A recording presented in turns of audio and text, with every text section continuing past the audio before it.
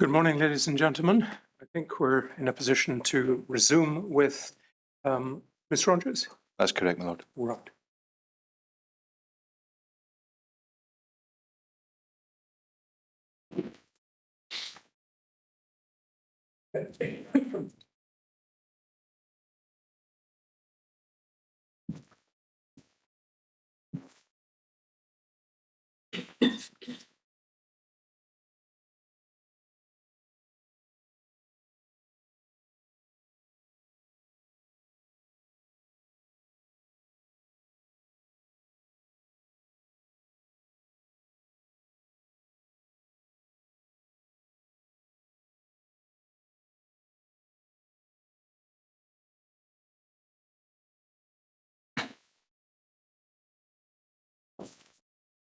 Good morning, Ms. Rodgers. Now, as you understand, you're about to be asked questions by Mr. Duncan, who's on my right. But before we begin, I think you're prepared to make an affirmation. Yeah, that's right. Just sitting where you are, would you repeat these words after me? I solemnly, sincerely and truly I solemnly, sincerely and truly declare and affirm that I will tell the truth, I will tell the truth, the whole truth, and nothing but the truth. and nothing but the truth. Thank you very much, Ms. Rodgers. Now, the microphone in front of you should pick you up, but I say this because I'm hard of hearing. Can I encourage you maybe to speak a little louder than you would in normal conversation? I mean, Mr. Duncan will give you cues on that. Now, I don't know how long your evidence will take. We will have a coffee break at about 11:30 during the morning. But if for whatever reason you want to take a break, as I say, for whatever reason, and just feel you can indicate that to me and take the break. You know, I want you to feel that you're in control of the situation. Thank you. Mr. Duncan. Thank you, my lord. Good morning, Ms. Rodgers. Morning. Well, could I just begin by having you give us your full name, please? Yep, my name's Jennifer Rodgers. MBE, I think, is that Yes. right? When did you get your MBE? 2019, the end of 2019. The New Year's honours list then, going into 2020. And do I understand that your current role is Deputy Nurse Director for Corporate and Community Services across NHS GGC, is that right? Yeah, that's right. And that was from? November 2020. And prior to that you were? I was Chief Nurse for Hospital Paediatrics and Neonates across Greater Glasgow and Clyde from September 2015 to November 2020. And prior to that you were? Prior to that, I was a lead nurse for medical paediatrics in York Hill.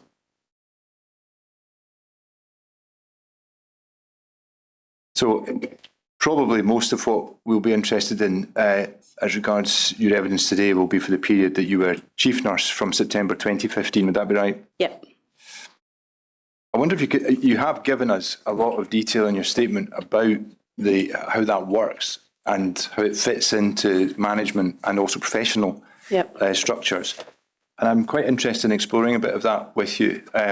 But please be reassured, we have your statement on it, so don't think this is a memory test or anything of that nature. And I should have perhaps said, do feel free to consult your statement at any point if you think that would assist. But just trying to take matters in a fairly broad view, as chief nurse then, what would your responsibilities be?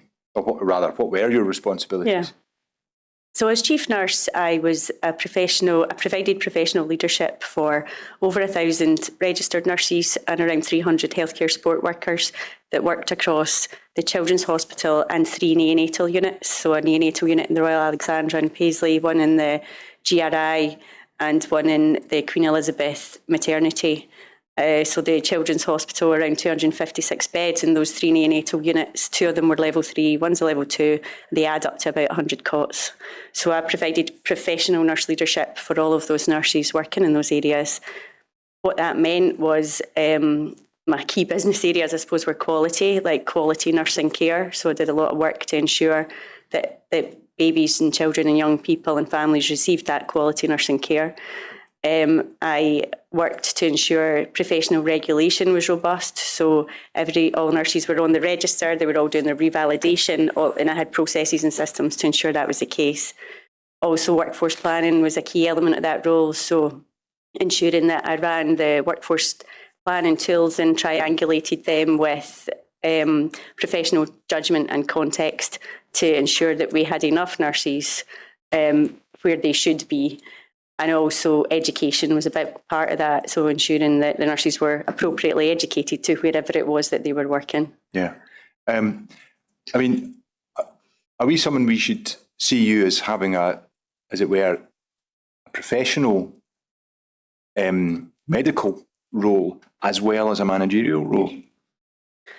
So, yeah, in a sense. So I was a professional leader, but I was part of the directorate management team, and therefore I would be contributing to things that I felt were important professionally into any discussion within that team. So any decision making or anything, I would be coming at it and saying, well, my professional advice on this to my director, who is my line manager.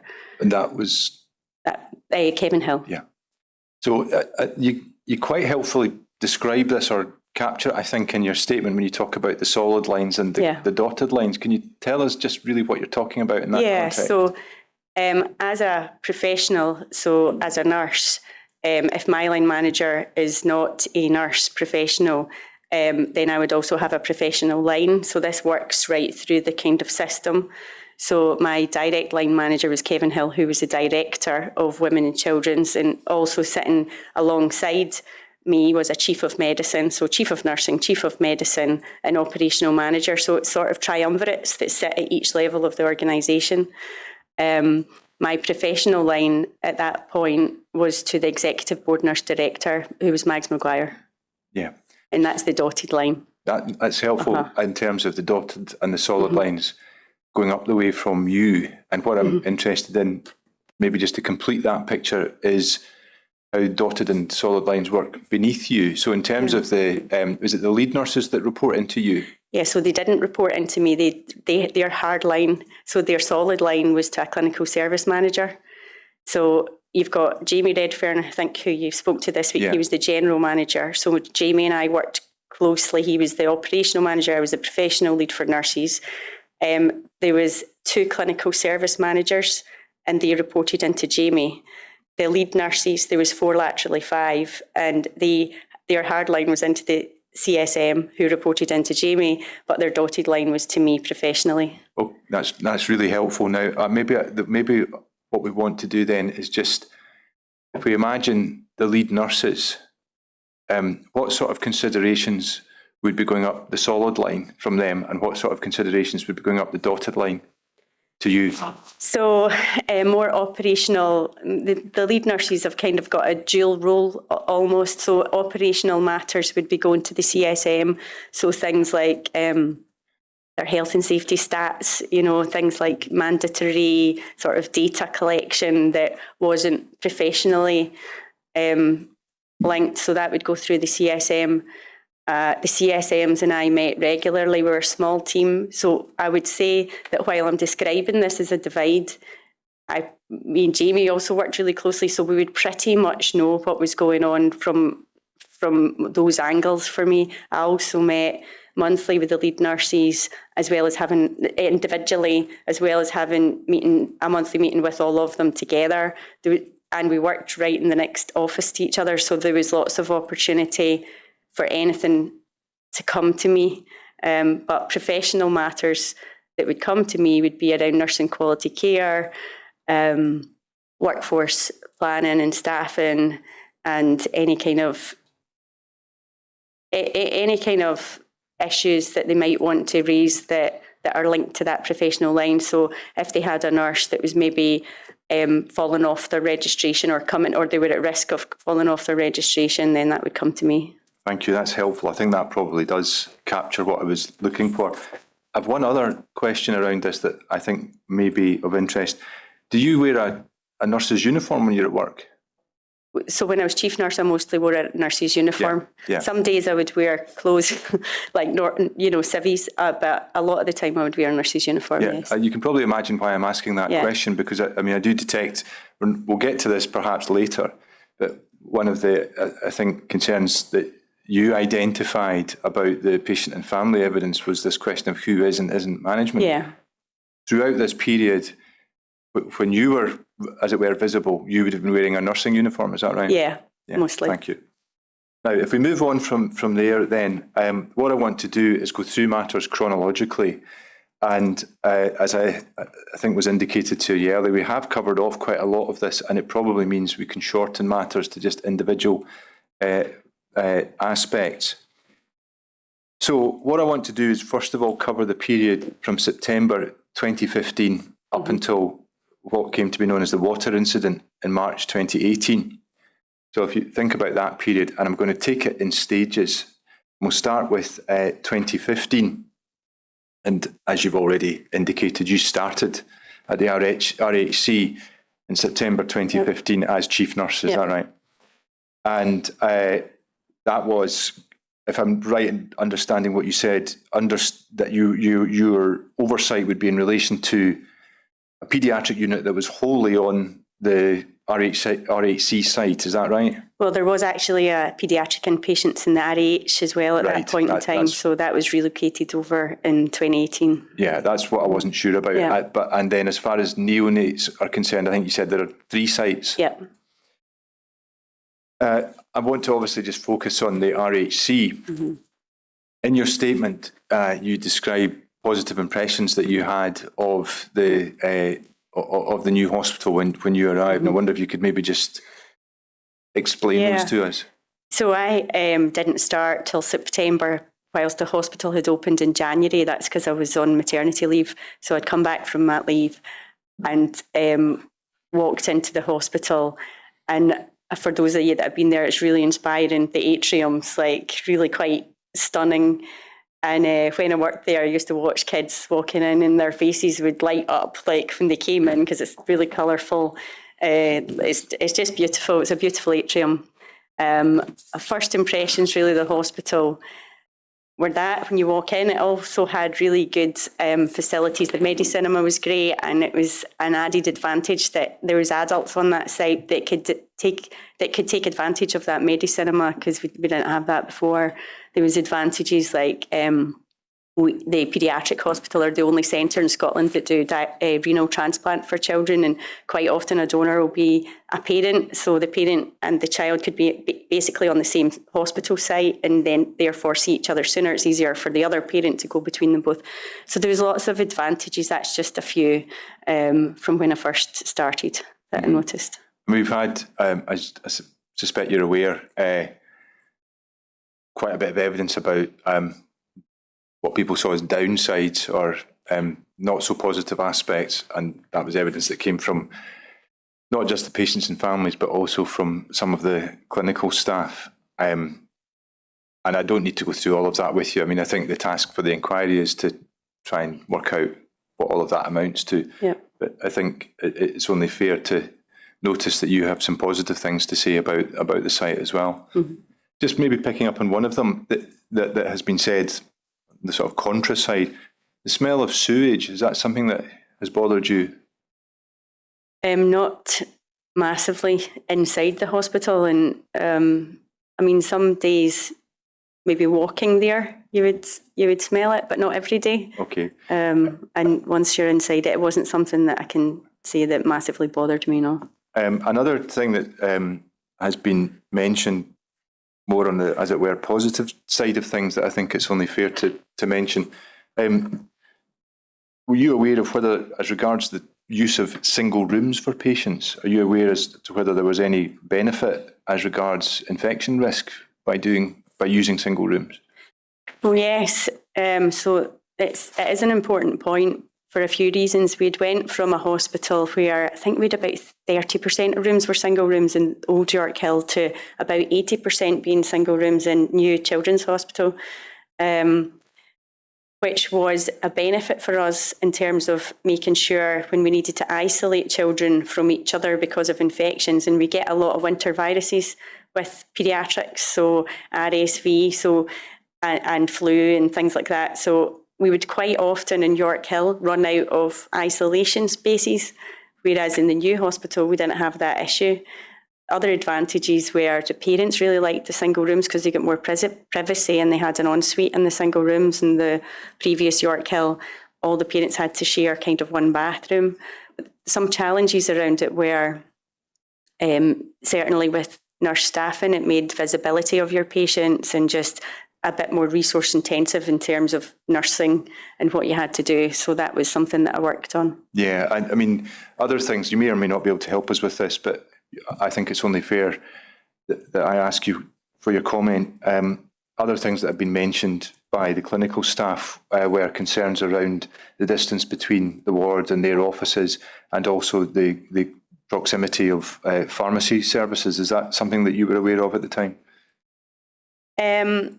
I was aware in the background that people wanted offices in various different places, but I didn't get too involved in that, to be honest. Now, one thing that you do mention in your statement is that you said that you had some awareness of what you describe as snagging issues when you arrived. Can you tell us what you mean by that? So I was kind of aware in the background that there was a kind of snagging list somewhere with estates that people were working through, just as you would with a new build house, I think, if you moved in. The kind of one that I remember was the blinds. The blinds are in between two bits of glass, and the blinds were often breaking early on. So the reason probably I was aware of that is because it had an impact on patient experience, and therefore we would try and move kids around, like to make sure they were in a room where the blinds worked, and then get estates to fix the blinds. So there was a programme of work around that. Okay, thank you.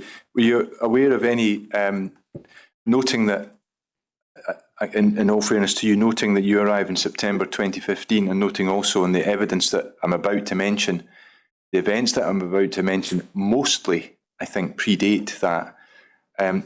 Were you aware of issues with the rooms in the the BMT rooms in 2A as regards the ventilation system at that point? So not really. I kind of vaguely remember Jamie and others working on things, but I wasn't involved in it, and I couldn't sort of describe it. And the other one that I'll just mention to you,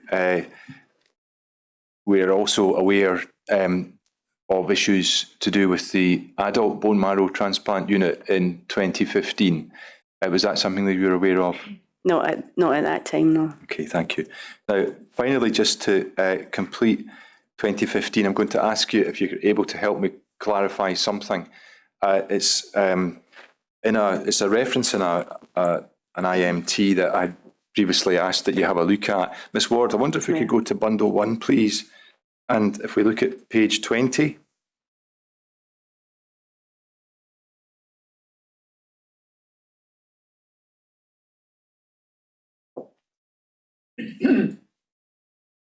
Now, if you've got that in front of you, if you just take a moment, we'll see that that's an IMT minute of the 24th of December 2015, and I think you were there. Yep. Is that right? Mm-hmm. The particular passage that I would quite like you to look at is on page 21, Ms. Ward.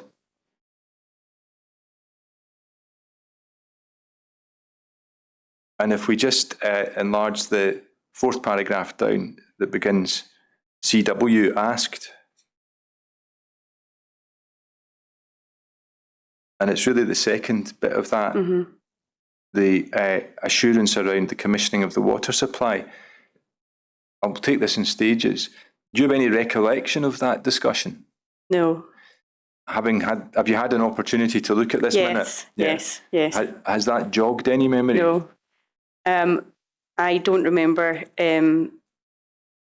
I don't remember him saying that specifically. The only thing I can think of is it was Pseudomonas, which is water, so we would be talking about water. But I don't remember that discussion. Do you have an understanding of what that's about? If I can put it that way, do you understand the question? I mean, all I can read from it is that there's been some other conversation around about there's been some kind of request for assurance that commissioning of the water supply was okay, and he's saying I think it was okay. And are you telling us that you don't know what the request for assurance around commissioning was about, or what, and you can't remember what was being said? I don't know what that was about. That would have been a conversation I wasn't involved in. That's fine. No, thank you. That's helpful. We can put that to one side. Now, I want to move on to 2016 and 2017, and I'm going to ask you in a minute to give us some evidence about infection rates. And we'll come on to that in a moment. But before we do that, I just want to also just draw your attention to another document and just ask you for your comments on that. And Ms Ward, could we go to bundle 4, please?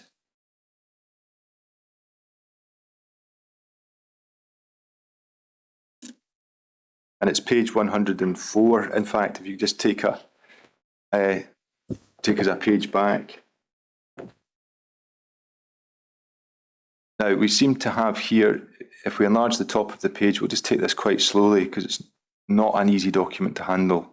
An SBAR, reinfection control and patient safety, the QEUH, Dr. Redding, Dr. Peters and Dr. Deshpande, dated the 3rd of October 2017.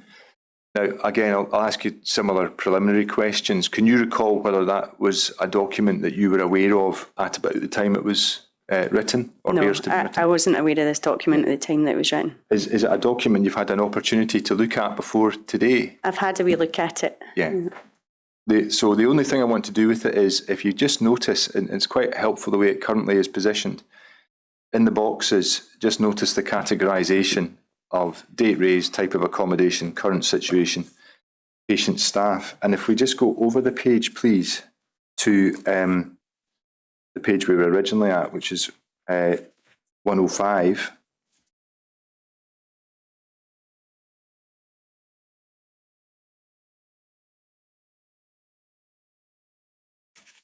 And I'm just going to draw your attention. I hope everybody can see that sufficiently well. So I think if you take the left-hand side, I think we're to understand that these are said to be issues that arise from June 2015. And then if we go into the third column, we see references to the PICU 2A throughout the RHC. Do you see that? Mm-hmm. And then if we go, can we just scroll down a little bit, please? Thank you. If we just notice the reference to safe placement of patients who are immune compromised is not document or risk assessed for either QEUH or RHC.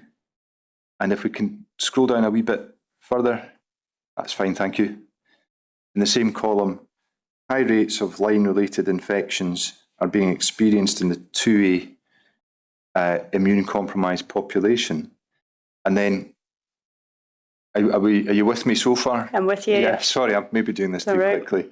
Do tell me to stop if I'm going too quickly. Will do. And then across the page, at the time, just directly across, at the time fungal growth was demonstrated, and so on and so forth. You see the reference to air quality has remained an issue on 2A since opening. See all of that? Mm-hmm.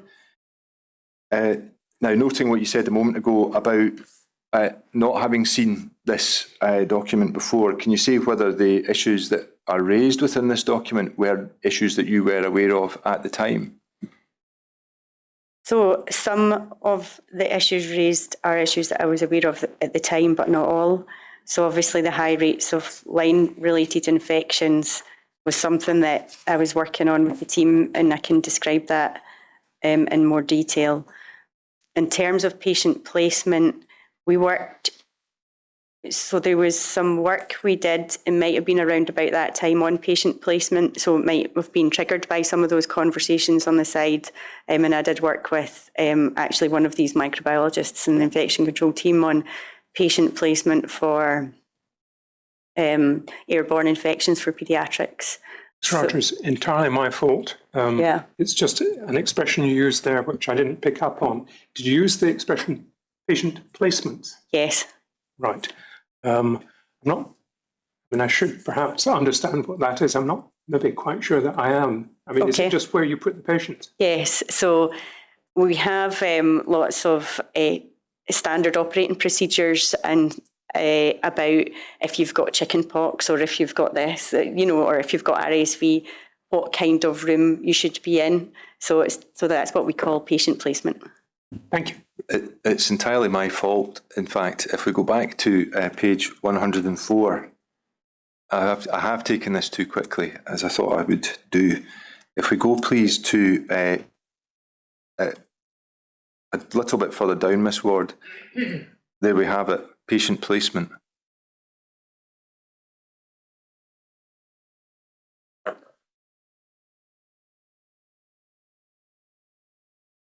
I should have perhaps picked that up. Well, yeah, I think you would have if I'd flagged it to you. Anyway, we've seen it now. Does that accord with, I think it does accord with what you just said.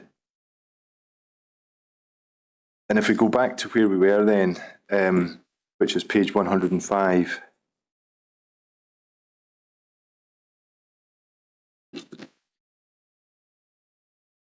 And again, sorry, can we scroll back down a wee bit just so we get to the, I'll tell you where to stop. Yeah, that's fine. Thank you.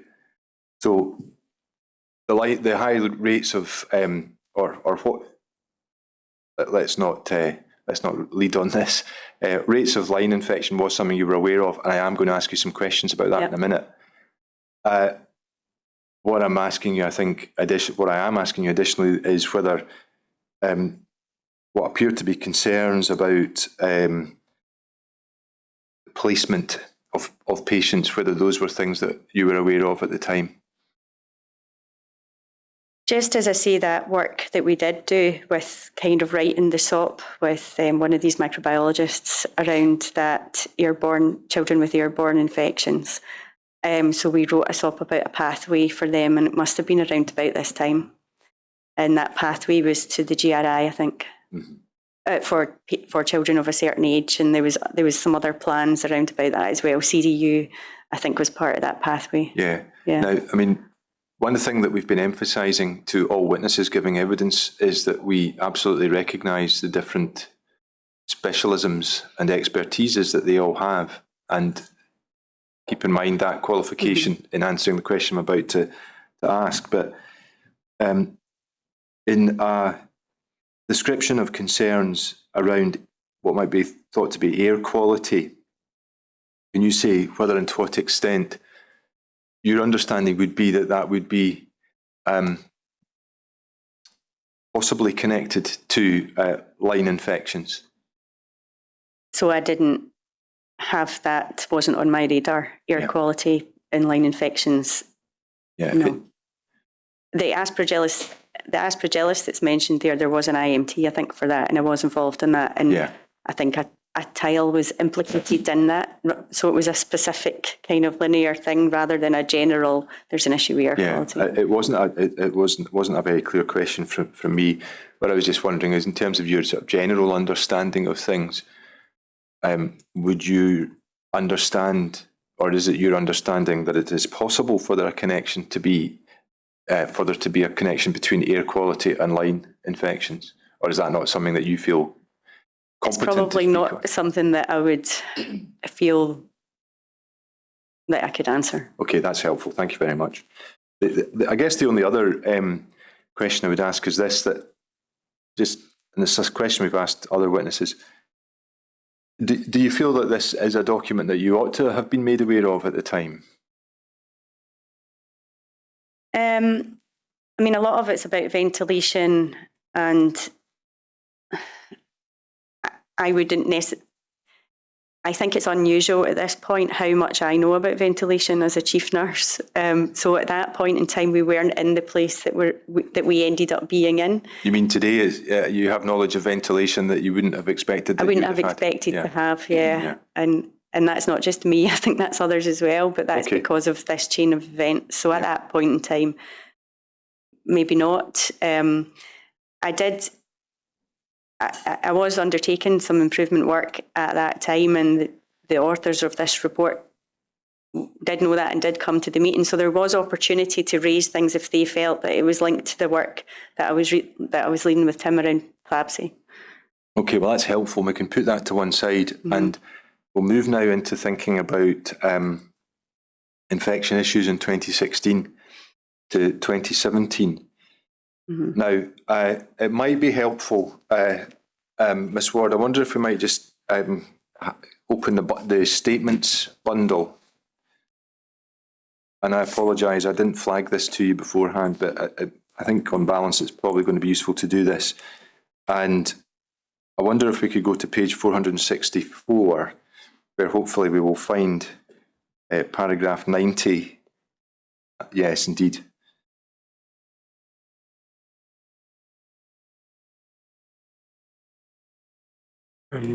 Ms. Duncan, just that I'm following, the statements bundle isn't given a number, it's just the statements bundle. I think so. Right, thank you.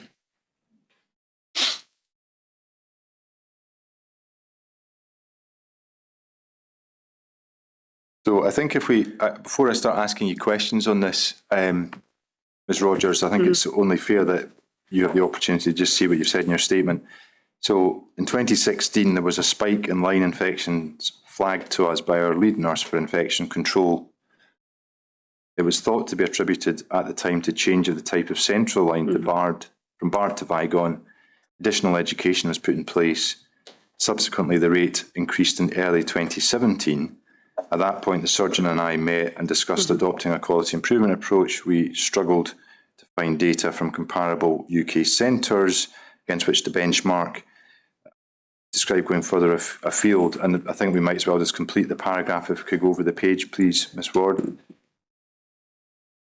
And inquiry is made with Cincinnati Children's Hospital. Now, having just identified the passage in your statement and given you the opportunity for that refresh, I just want to go through some of this, and I appreciate that you then set out quite a bit more in your statement on this, and we might look at that.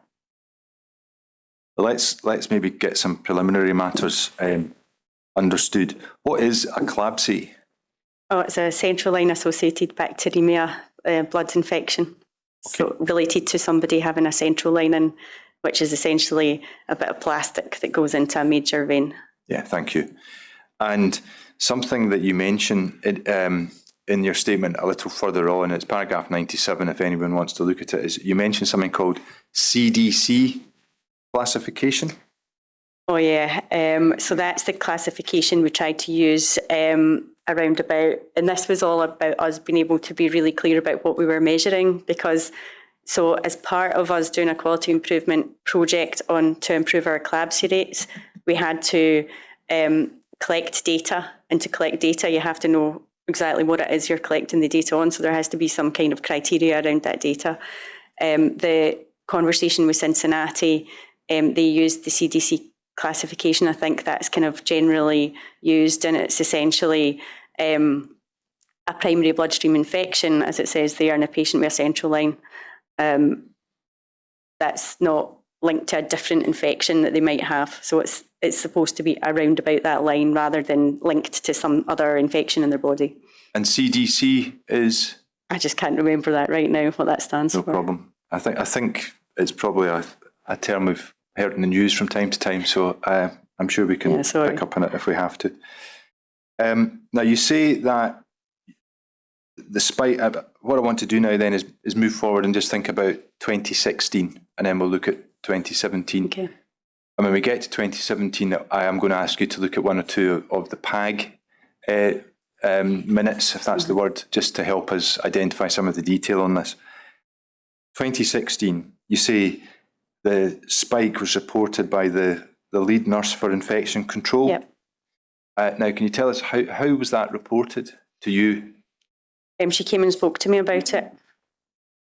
And Was that in a regular meeting, or would that be in an ad hoc meeting? Ad hoc. I would speak to the lead nurse for infection control regularly. Like, they changed throughout my tenure as a chief nurse, but I met with them routinely anyway, because I chaired a control of infection meeting every month. So we met 2 weeks before that to set the agenda, pick up actions. Then we met at that meeting. But in between that, we met at any PAGs, any IMTs, and if there was anything that was going on that I wasn't at all PAGs, but they would escalate things to me that they thought they should. So they were very good at that. So are we to understand from what you've said then that there came a point where the lead nurse for infection control felt there was a sufficient concern about infection rate, it had to be escalated to you, is that right? She escalated it to me with the answer, if you like. So she came and said, we've got this problem, we think it's linked to the Vigon to Bard, because the second line had an external fixator and they thought that might be creating an issue. The reason they changed to an external fixator was because if you imagine young children and babies with central lines in, they'll tug at them and sometimes they'll dislodge them. So it was to try and stop the lines being dislodged. So infection control came with that hypothesis already, and we'd already put in some education and some changes around that. And so that was that. And then the actual rate after that dropped for a wee bit. So we'll come on to some of the detail of the measures that were instigated to ensure that we all understand what they are. But in terms of the point at which this reaches you, your understanding or your recollection is it reaches you at a point, if I could maybe summarise what you've just said, where the lead nurse is identifying that there's a problem, there's a hypothesis, and there's a proposed solution. Is that right? For that one, yes. Yeah. Now, whether or not the inquiry needs to look at any of the records and reporting around that is perhaps something to consider at a further date. But were we to want to see the record of reporting on that particular chapter, where is it we should look? Probably infection prevention and control plus the unit. So they had escalated that to me verbally. I don't know if they ever wrote it in an email to me, but I could easily check that. I'm thinking about formal reporting or formal documentation. Is there a forum in which that happens? So there's the control of infection group that I chaired every 4 weeks. So any issues are brought to that group. So any PAGs or IMTs, the likelihood it would have been brought to that group. Any policy changes, anything like that, and any issues different teams have, because that covered the whole of paediatrics and neonates. That's helpful, thank you. Now, the further question I've got, again, just thinking only about 2016, is are we speaking about infection rates only in relation to Schehallien unit patients, or are we also speaking about patients out with that unit? That was just the 2A patients.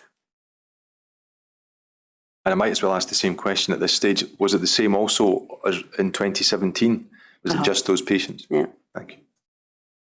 So if we move then to 2017, your evidence is, I think, as we've just seen, that there's a further spike in early 2017, and you meet the surgeon and there's a discussion around that, and I'll come back to that in a little while. But I wonder if we could just identify whether we have identified the right documents on this.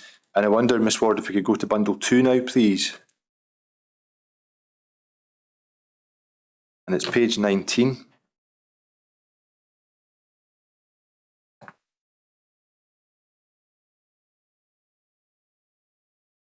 Thank you. Now, this is a PAG minute. Is that the way to describe it? Yeah. It's not one that I think records any discussion involving you. And would that be right? There wouldn't have been a discussion with you about this? Doesn't look like it from the list. Okay. Can you say whether you've had an opportunity to look at it before today? I did look at this, yes. Yeah. And so all I really want you to do is just help us with it, if you can. So if we go to the subject situation part and maybe enlarge it slightly so everyone can see it. Clinicians reported a perceived increase in fungal infections amongst paediatric haematology patients within the Royal Hospital for Children. And if you want to then just go on and read the next paragraph, the background section, and then just indicate to me once you've done that.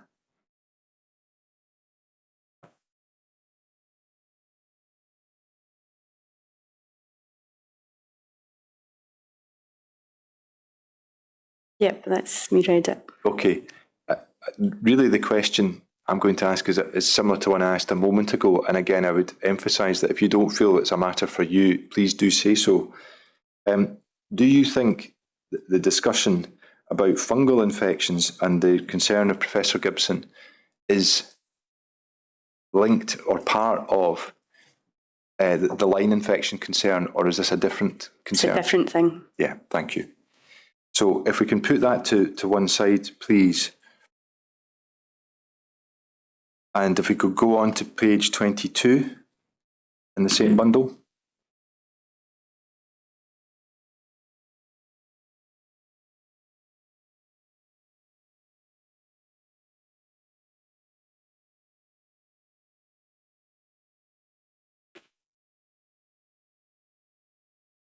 And again, if we maybe just sort of go to the foot of the page, just to identify that once again, having seen that this is a PAG, I don't think we see your name mentioned on it. And can you say whether that would indicate that that's not something that you would have seen at the time? I might have seen it at some point, but it wouldn't maybe have been directly discussed with me, but I was already very much aware of this issue at that point in time. And I think you possibly anticipate the next question. If you go up the page, please, Miss Ward, to subject situation. And again, if you just have a look at what's said there, Ms. Rodgers, an increase in positive blood cultures in paediatric haematology and so on, general upward trend, positive cases and so on. You see all of that? Yep. Now, can you confirm whether this one is connected to the concern about line infections? Yep. It is. Well, that's helpful. What I would like to then do is if we can go to the background section. And I'm just going to walk through this, if I might, and I will jump in when I think there's something I'd like to ask about, but if there's any particular bits you want to flag up to us, please do, though. It says most lines are inserted by the surgeons. Line care is carried out by nursing staff or phlebotomists. What's a phlebotomist? They're a member of staff that just takes blood from people. Parents do not carry out line care for their children, but may perform dressing changes at home. No protocol for line removal. It's a clinical judgment made by medics on a case-by-case basis. What does the reference to no protocol for line removal mean? So that's around, and I think they did have guidance on it actually at the time, but it was a clinician judgment. So that's around if you have a line infection, what you then do with that line. Do you take it out or do you leave it in and, treat it with antibiotics or not use it? So now the reason that's is because children might not have many veins left to use. So if you're maybe early in your treatment, they might take it out. But if you've come some way or you haven't got a lot of veins left and you really need that treatment, it's all a balance of risk. So I think every decision we make in healthcare has a risk. Has a risk if you do it, has a risk if you don't do it. And so that's describing that risk. Yeah, that's helpful. Thank you. And then we've got a part that's probably self-explanatory. Perceived increase in lines being removed and replaced due to suspected or confirmed line infections, and then the reference to change in the type of lines used. And is that the bit that you were flagging up in your witness statement? Yeah. Okay. If we go on then, please, to a further item in this bundle, and it's page 44.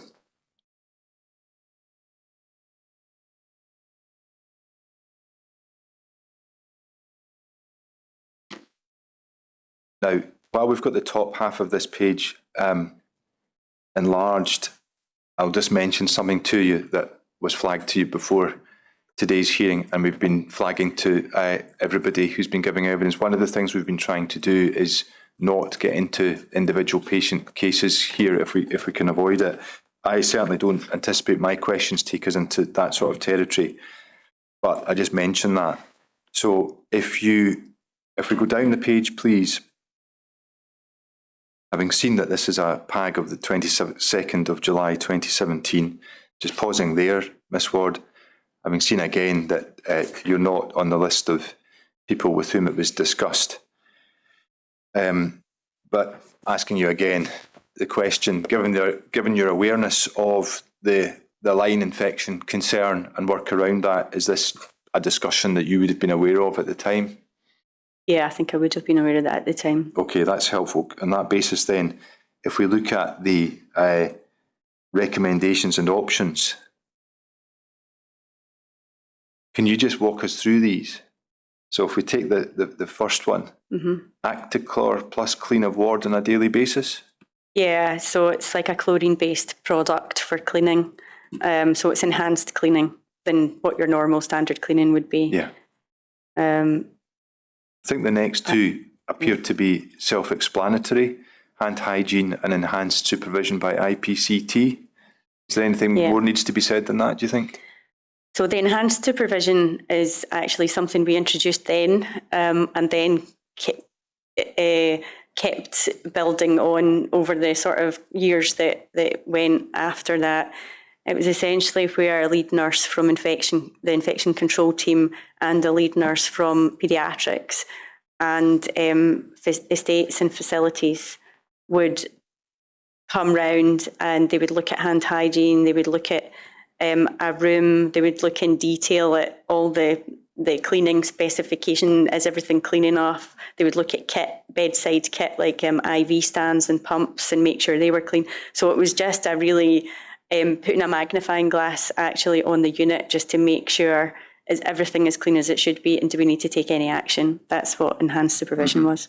Okay, can we do the same with the next one, please? QI group focusing on line infection in 2A. Yes. Can you walk us through that, please? So the QI group, so you've mentioned a bit about the change of line, and then that thinking that, well, that's better now, and then actually the line infection rate going up again early 17. So Tim and Bradnock and I met, and with some others, and discussed what we could do. He'd done some literature search. We tried to get some information. That I was a member of the the UK Chief Children's Nurses Association. I tried to get some information from them about what their CLABSI rates, but it was tricky because people measure these things in different ways in different places, and people often don't publish their rates if they're bad. So it was kind of difficult to get that information. So we connected with, and just to say a note on that, Great Ormond Street, for example, we looked at, but their CLABSI, their GOSH acquired CLABSI was for their inpatients, and we were looking at CLABSI for all our patients, whether they were inpatients or not. So inpatients and daycare patients and outpatients. And the reason I think that's important is because we weren't looking at this as a sort of, there's something wrong with the environment. We were looking at this as our children's CLABSI rate is high. We need to look at every aspect that we can do to improve that and bring it down for all our children, no matter where they are. So that was important for us. So anyway, we connected with Cincinnati. They had some published work on CLABSI. I had a quality improvement paediatric group that I chaired then, and in March 2017, we presented our CLABSI project to that group. We started the work before we had our first meeting in May, but we had our first formal meeting in May 2017. And essentially, our aim was to match the Cincinnati best-in-class rate, which was 1 per 1,000 line days. So our median, we then collected the data retrospectively back to when we'd been at York Hill, around 6 months of a period of time where we were at York Hill and then after. So we didn't have that CLABSI chart before that. That's when we generated that chart.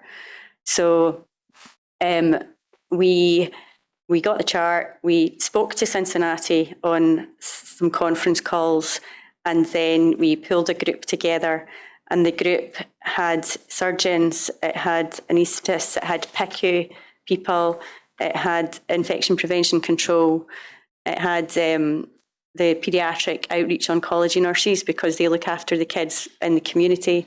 They had ward nurses, and there'll be more people there that I've missed, but it essentially had all the people that we thought were key stakeholders for that work. So we, our aim was the 1 per 1,000 line days. We were at a median from York Hill at 3.25 per 1,000 line days. But in May 2017, we were above that median. So we were all concerned about that, and we all wanted to put in actions rapidly to improve it. So we set up subgroups, and the first subgroup was about line insertion. So lines are inserted in theatres. So how do we insert the lines? Let's review how we do that. That group were tasked with going away, getting best possible evidence of line insertion and coming back and applying it to our context. So we changed the way that we kind of managed the theatre. So we made the theatre a closed theatre. We had everybody mandatory wearing masks. We had nobody was allowed in the theatre for line insertion unless they had to be there. And we redid the kind of bundle that we had around line insertion in theatre. And we also looked at dressings and changed the dressing to a superior dressing product that would be put on in theatre. The second group looked at line maintenance and line care. So that's the kind of big nursing part of that. So we done a range of things for that. So we introduced aseptic non-touch technique. So a different way for nurses in phlebotomy to care for the lines. So we trained everybody on that. We introduced port protectors. So if you imagine the end of a central line, it's got a little hub on the end of it. On top of that hub, we added a port protector. So it's an alcohol impregnated cap, essentially, so it's 70% alcohol in it. So it means that that line has got another protection on the end of it. And I think that's important to note with children because, as I said, they're young, they're crawling around and they're playing, and sometimes they've got a nappy and the end of their line might go in their nappy. So all of those things, so we introduced them. And the way that we washed around about the line and the dressings that we used. And we also looked at the number of times we accessed the line. So we tried to minimise the amount of times we accessed the line. So these kids are getting a lot of medication, a lot of fluids. And so you can try and clump what you can together so you're accessing the line less times. So we looked at those things. And the third group looked at family staff education. So did a range of education in terms of the aseptic non-touch technique training, just infection control work. We had a kind of meeting, I want to call it truth and reconciliation, but I know that's not the right word for it. It was a meeting where we spoke to the nurses and the teams in the phlebotomy that accessed the lines to just say, what do you think we could do differently? What do you think are barriers to us doing best possible evidence, if there are any? And what do you think about aseptic non-touch technique? So we had that, or the surgeon was at that as well, and it was a really positive discussion. And fourthly, we had a focus on family education. So we did family sessions, infection prevention and control did family sessions as well. And we made kind of a little poster for the rooms about how to look after your child's line and line care and kind of line guardianship almost.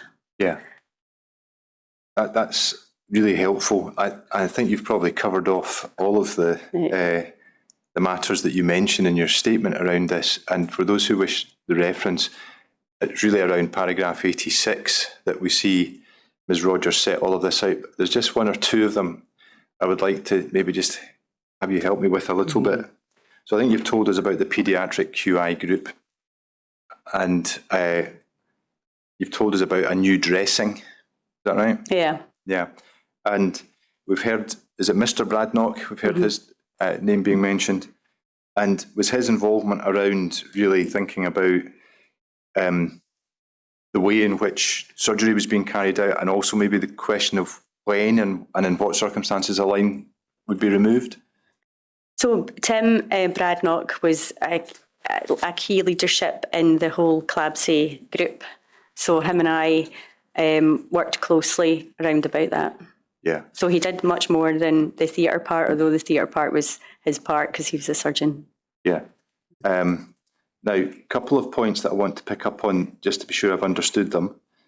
And because one of them at least was something that got quite a bit of attention from the patient and family evidence. Let's deal with that one first.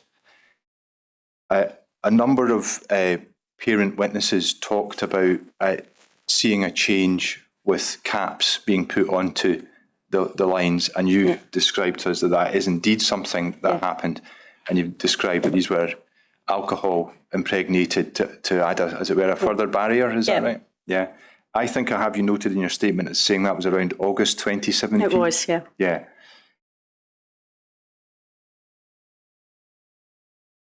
Can you say whether, I mean, I think you've already covered this in your evidence, but it's really just to pick up on a perception that some of the parents possibly had. Mm-hmm. Can you say whether, as of August 2017, the decision to introduce caps onto the lines was anything to do with a concern about an issue with the water supply? Yeah, absolutely not. So it was something that Cincinnati had done, and we spoke to them about the types of caps they used, and we had been looking and engaging with like UK companies that for a wee bit before that to try and get a cap that would fit onto our needle-free devices that we had used at the time. There was nothing about the water. Yeah. And aseptic non-touch is what? So if you're accessing a central line, you want to make sure, obviously, you're doing it in the cleanest way as possible, so you're not introducing any bacteria in your process. So aseptic non-touch technique is where you have key points that you don't touch, that nothing touches. So say the end of a syringe, or as I say, the needle-free device, you would clean it, let it dry, make sure nothing touches that. You've drawn up whatever it is you're putting in your line, so your medicine. You make sure that you haven't contaminated the end of your syringe in doing that, and then you inject that into the line. Yeah. So it's basically non-touch. It is as it's described. I mean, if you were to capture your understanding of the overall hypothesis over 2016 and 27, how would you describe the hypothesis over that period about what the issue with infections might have been? So from the QI group, it would really work so much on hypothesis. It's taking best possible evidence and putting that into practice in your context.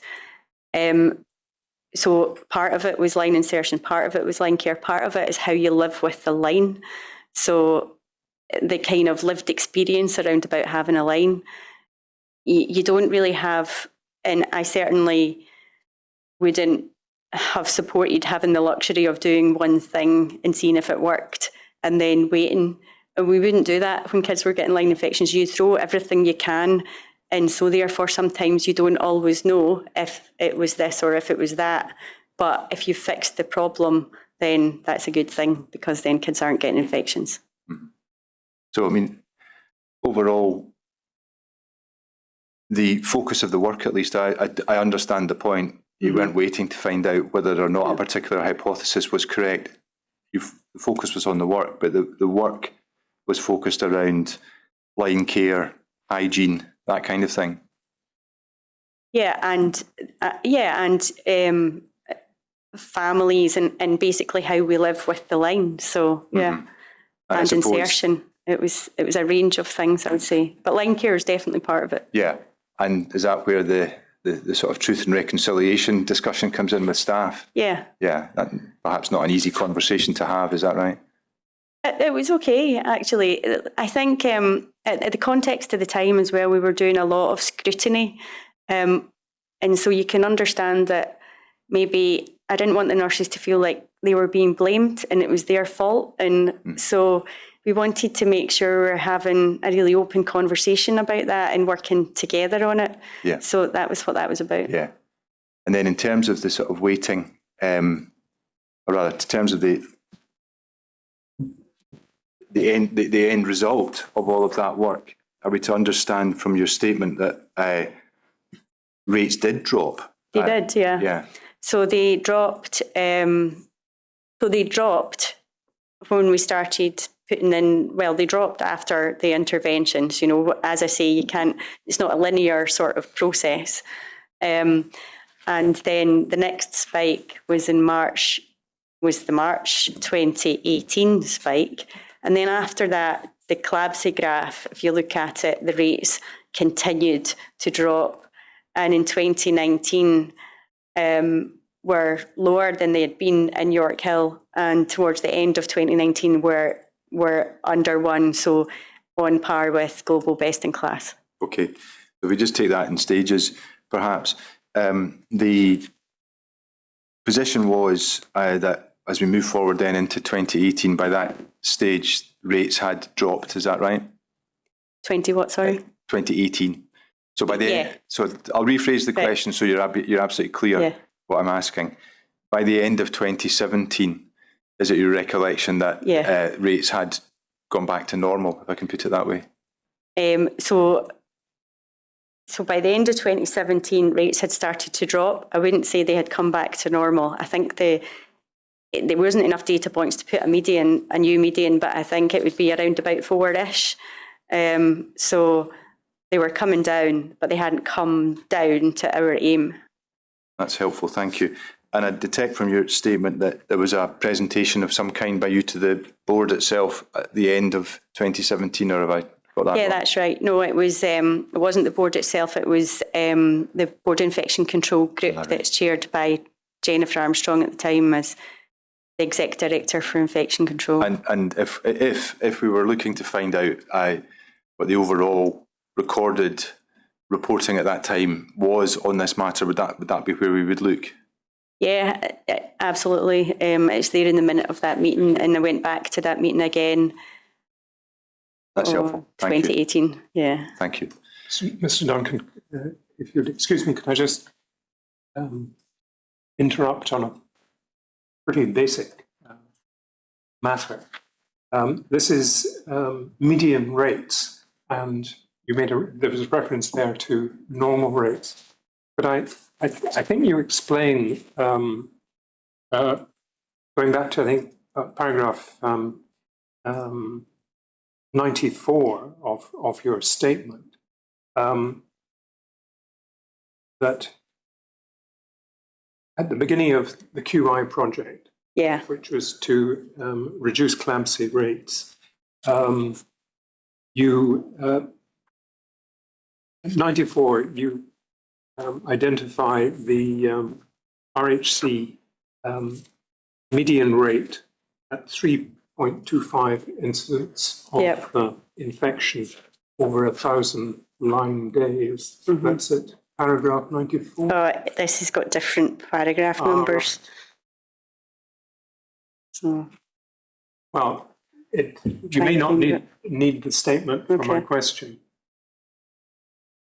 I can give the page number if we want it up on the screen. That might. Oh wait, I found the CLABSI section. Right.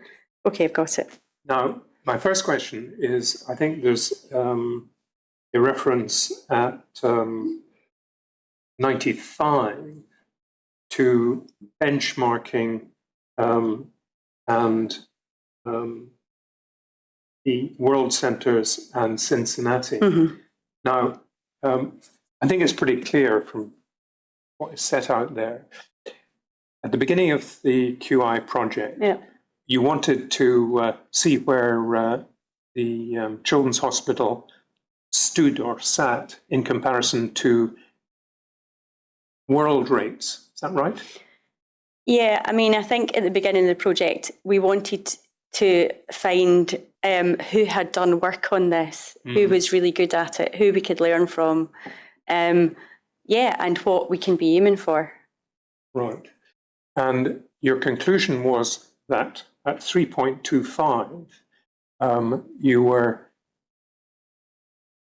Well, above and below raises a question, but I suppose above is that the hospital was higher than other world centres or just higher than your aspiration?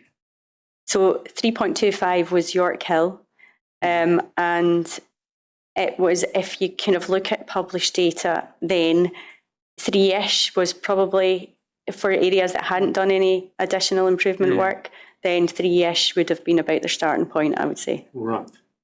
So that's helpful to me. So 3.25 is the experience in York Hill, using that as one sort of base. Now, in later questioning, you used the, I think this is in relation to 2017 going into 2018. Either you or Mr. Duncan introduced the expression of normal. Now, if I'm right in my recollection, what is meant by normal in the context of 2017 and 2018? Where did we say normal? Well, that's my recollection of... Probably my not very precise use of language that introduced that. Oh, you said back to normal. Yeah, did you feel like we're back? No, no, we weren't back to normal at that point that you were asking me about. It's just my very pedestrian way of thinking. What is normal? I mean, when one uses the word normal, what does that mean? It's a great question because, I mean, we're an improvement organisation, so I don't like the, oh, well, that's normal, so therefore it's okay. We want to be the best. Like, we want to be the best. So the 3.25, we wanted to be better than that. Yeah. So I don't think normal, we should probably, not a fan of normal. Right, okay, so I come away with the, I think my takeaway from that is that normal's not a terribly useful word. Normal's not a name. Yeah, right. Yeah.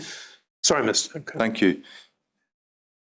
I think maybe then just to try and capture what you'd said though, that rates had certainly improved by the end of 2017, is that right? They were improving, I would say. Yeah. So moving then into 2018, I'm going to ask you to look at one or two of the IMTs in a moment. Just some general questions about IMTs. First of all, we've had a bit on this already. What's the nature and purpose of an IMT?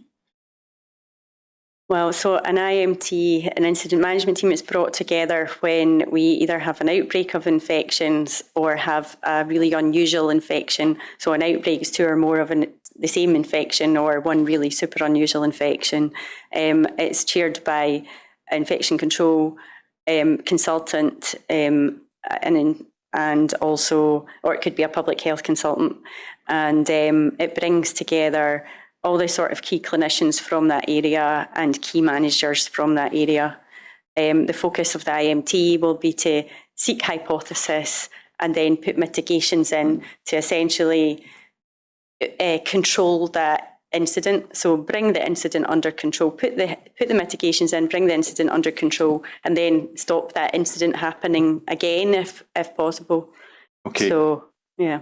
And in your statement, you say that an IMT has delegated authority to make decisions and recommendations. What do you mean by right. What do you mean by delegated authority? So it has delegated authority from the board as part of the kind of governance set up to make decisions, whether it's closing a ward or whatever those decisions are. Well, I say closing a ward, they would some decisions would be a recommendation that would have to go further up the system.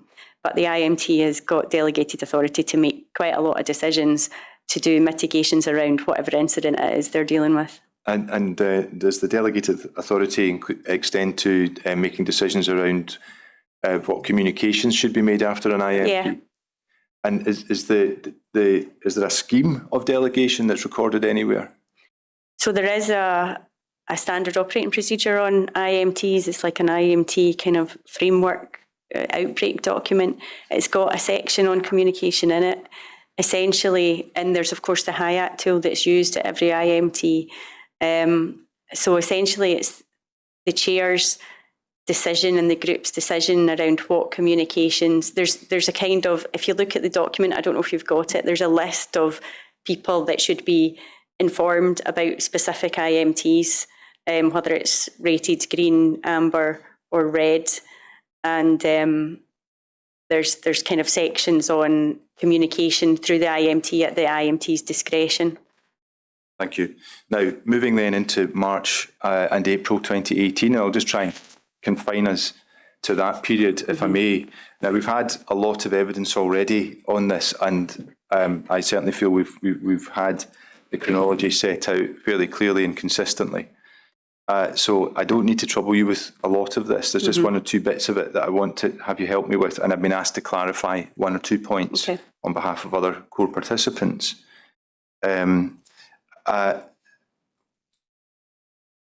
One of the things that you mentioned in your statement, I'll just deal with this just now, is that you described that when you heard about the water incident, and for those who want references in the statement, it's round about paragraph 120. You mention in your statement, I think it's at paragraph 120, that water is routinely subject to testing for Legionella monitoring. Yeah. Can you tell us what your knowledge of that process is and what its importance is?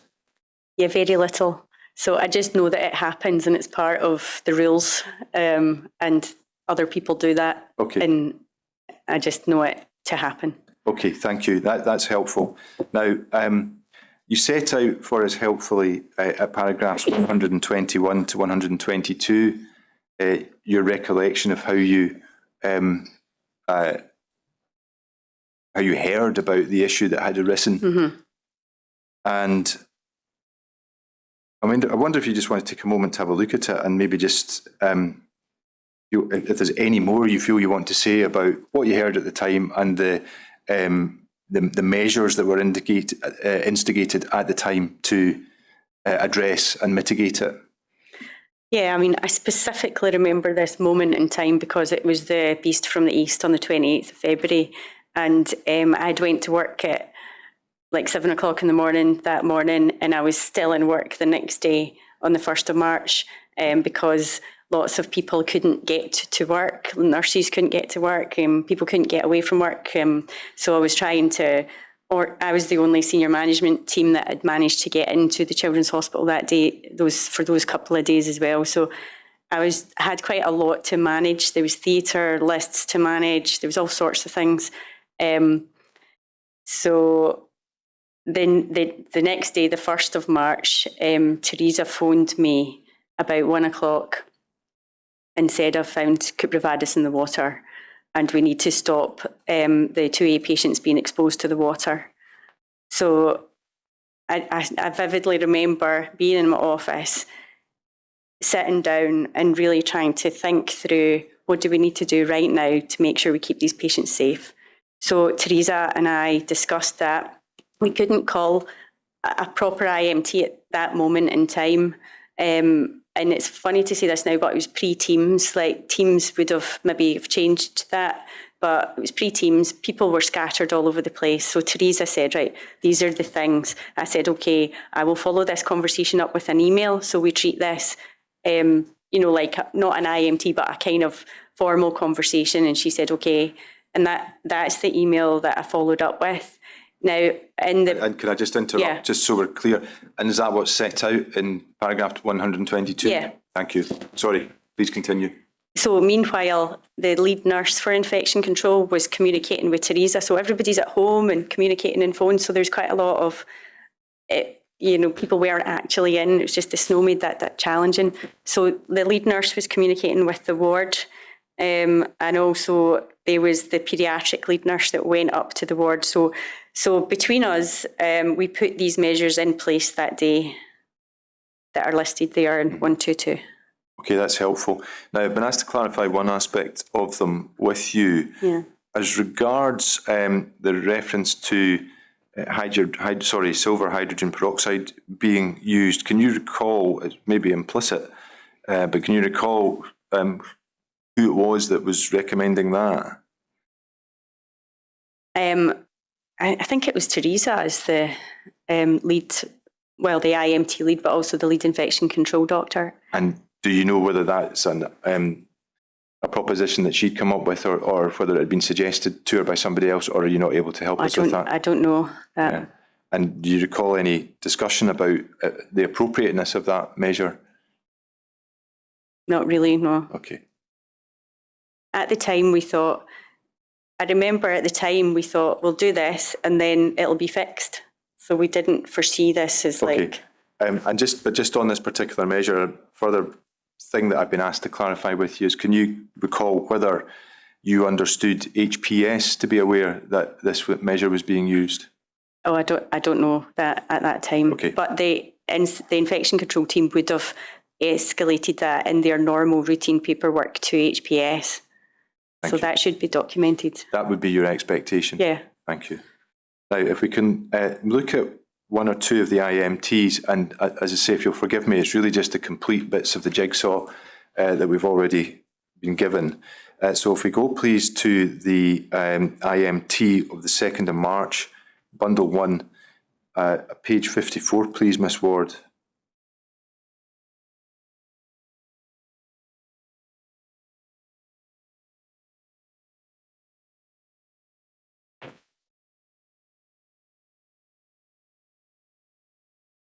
So we have an IMT of the 2nd of March 2018, and we see you recorded as being present.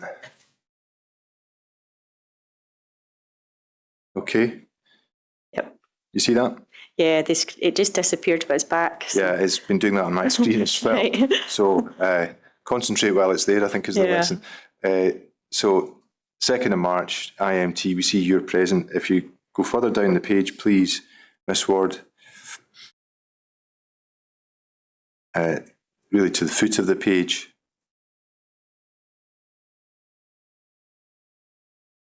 Hypothesis is that, have you got that?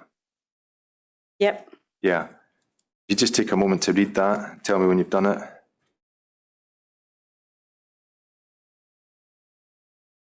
Yep. Can you recall a conversation about flow straighteners? Yes. Can you tell us a wee bit about that?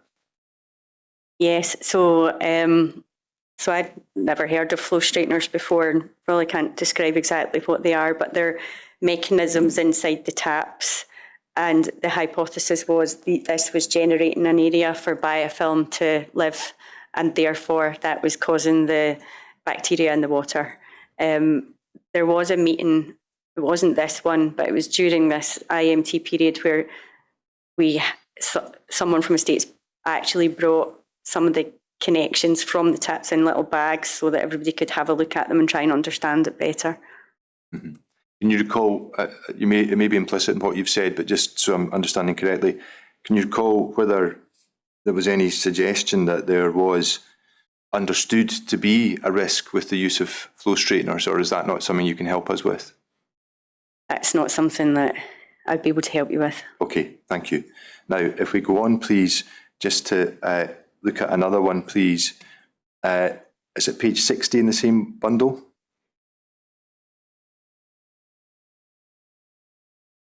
Again, just taking a moment to identify it. If we see that it's an IMT meeting of the 9th of March, and I think we see your name in the second line. Yep.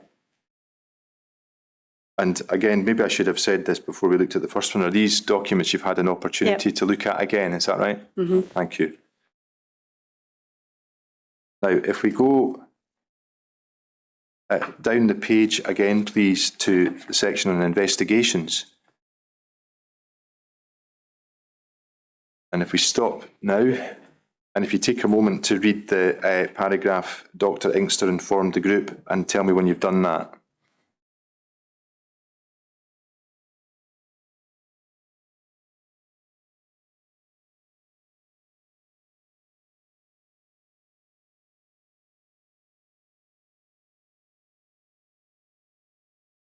Yeah, I've read that. Okay, thank you. Now, again, I'll take it in the same order of questions. Do you have a recollection of a discussion about TAPS at this point? Yes. And are you able, well, let's take a further question. Are you able to indicate whether what's recorded there accords with the recollection? I don't remember anything about cost implications. I remember some discussion about the TAPS, and I know that there was processes the infection control team and estates went through around that, but I just don't have the detail on it to be able to add much more. Well, let's take it in stages. What is your recollection, if any, about a discussion about taps? So my recollection is there might have been some, and like I apologise if I'm not quite exactly right on this, there might have been some guidance put in about taps, but I think it was after either the hospital had been built or it was all sort of the time frame of it. I don't know that the guidance was in before the work was done, I'm trying to say, in the new hospital. So, but that's kind of all I remember about it. I think there was some chat about the guidance when it went in and what should be done. And that was really led by Theresa Ingster and Estates. I was trying to focus in these IMTs on my role as chief nurse and not get too sucked into things that I didn't understand boldly. Okay. And then if I ask you again then about what's set out in the minute, and whether or not what's set out accords with what was said. You've said that you don't recall a discussion about cost implications. Is the rest of it in line with what you recall? I think so, yeah. I found during this whole process that cost has not been a limiting factor to anything that we've done. So any of the mitigations that we've put in, whether it be filters, HEPA filters, like whatever it is that's needed done, it's been done.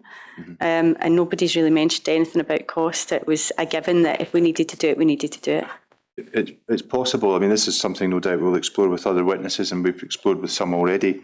It's possible that what this relates to was a discussion not about mitigations, but about events before September 2015. Yeah.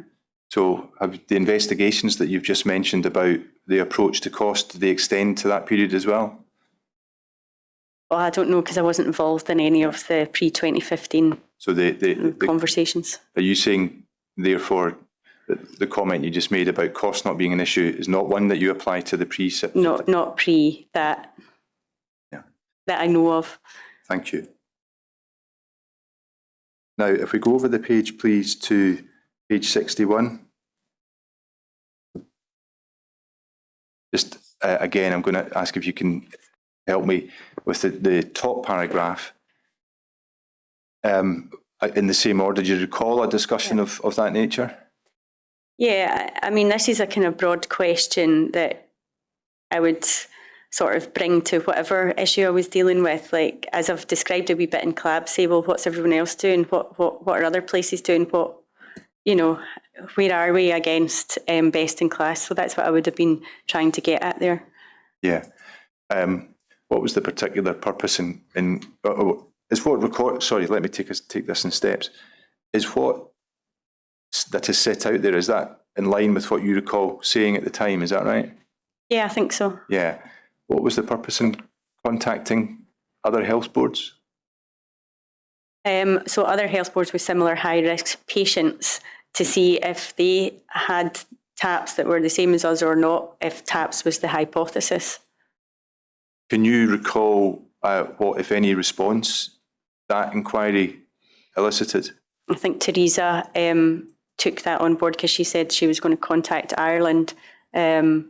So I can't remember much else about that. Okay, that's helpful, thank you. And the final part of this chapter that I want to look at, if I might, Ms. Rodgers, is at page 75 of the bundle.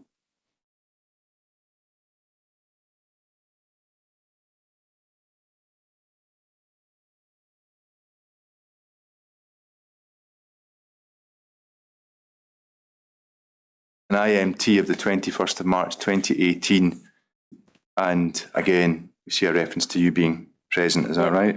Mm-hmm. And if we just go, please, to page 78.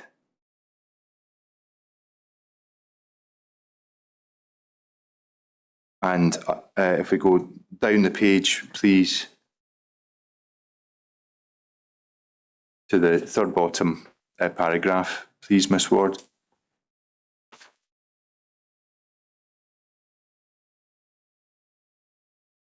And you'll see the one that's got your name in it, and just take a moment to have a look at it and tell me when you've done that.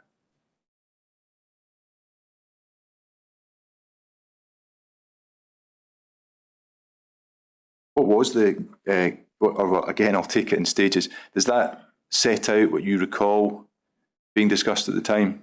Yeah, so I think what this was about was the filters. So we were having a conversation about whether we know if the filters will work. So we're about to implement these filters. How that fitted into that conversation was, will we wait until we get post-filter water samples before taking away the other mitigations that we've got in place, or do we know that filters are 100% guarantee, as Marianne Kane's saying there? So what I'm saying is, well, hold on a sec. We thought the silver nitrate was definitely going to work, and then it hasn't. So do we definitely know that the filters will work? Should we take away the precautions before we definitely know that? That's what I'm saying there. Oh, thank you. That's very helpful. Thank you. Well, Lord, I'm very slightly before the usual break time, but I was about to move to a different chapter. Right. As I said, Ms. Rodgers, we usually take a coffee break. So let's try and be back here by 10 to 12. And Okay. you'll be taken to the witness room, where I hope you'll have a chance for a coffee. Thanks very much. Thank you.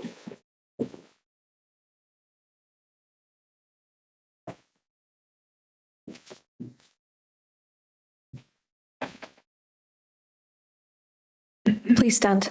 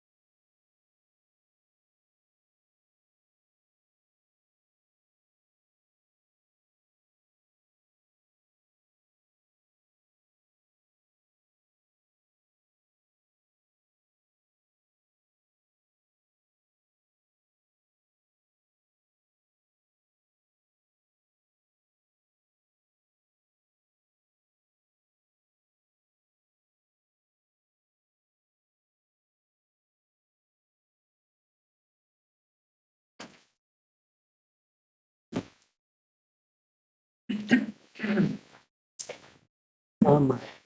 could bring in Ms. Rodgers.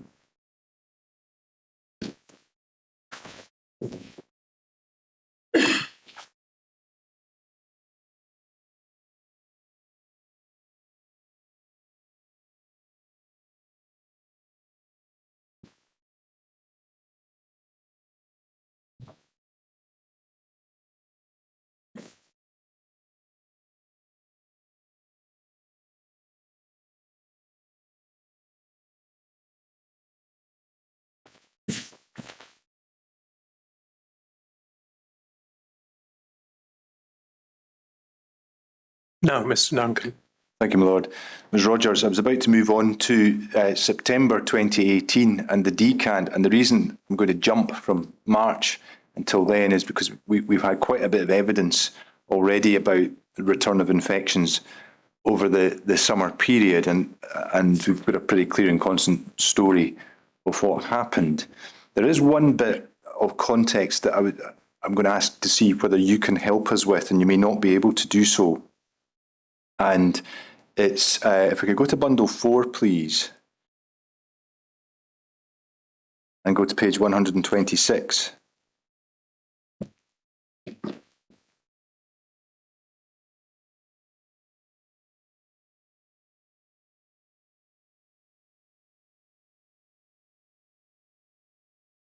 Now, we've got before us an S-bar, I think, or something of that nature, from an infection control manager to the interim chief operating officer. And if you could perhaps just answer this question, Ms. Rodgers, can you recall whether this was a document that you saw at the time, being July 2018?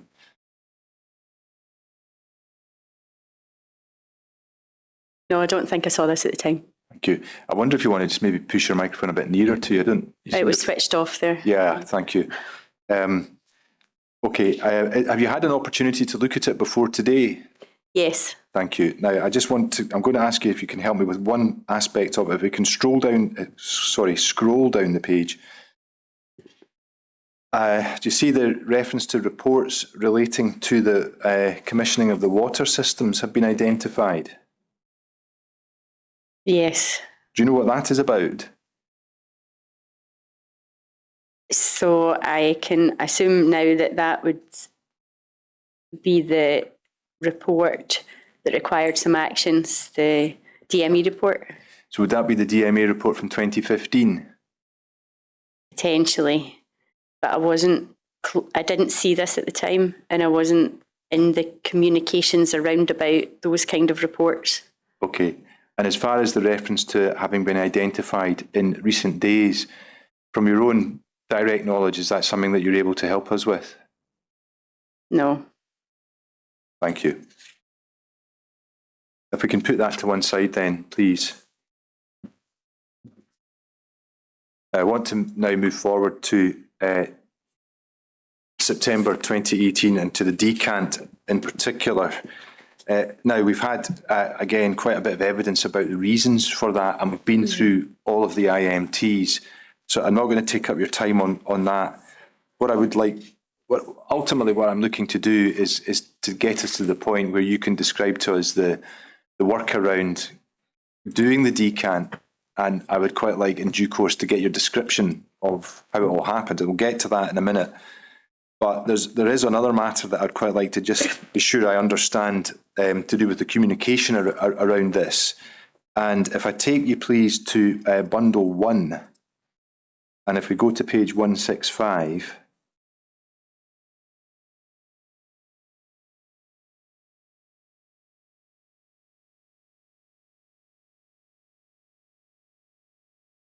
my apologies, can we go to page 164 just to identify what this is?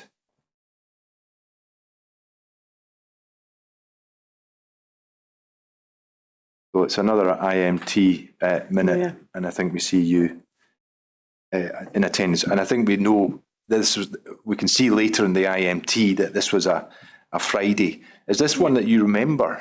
Yes. Yeah. And it sets out And actually, maybe we should just identify this without taking the time to walk through it all. If we go to page 165, have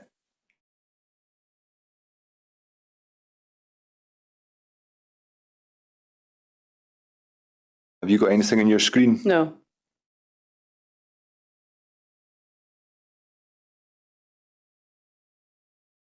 I have now. Oh, no.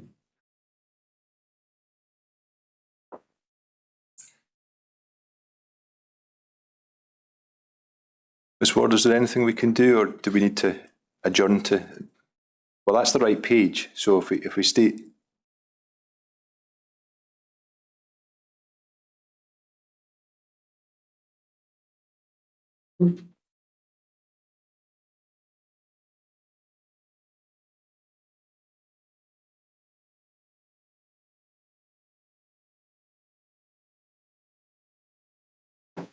No signal is the message I'm getting. My lord, I'm not sure whether it's worth, see Miss Brown looking at me, is it worth rising for a few minutes? Okay, so Miss Ward has on her laptop. Yes. Right. On the other hand, people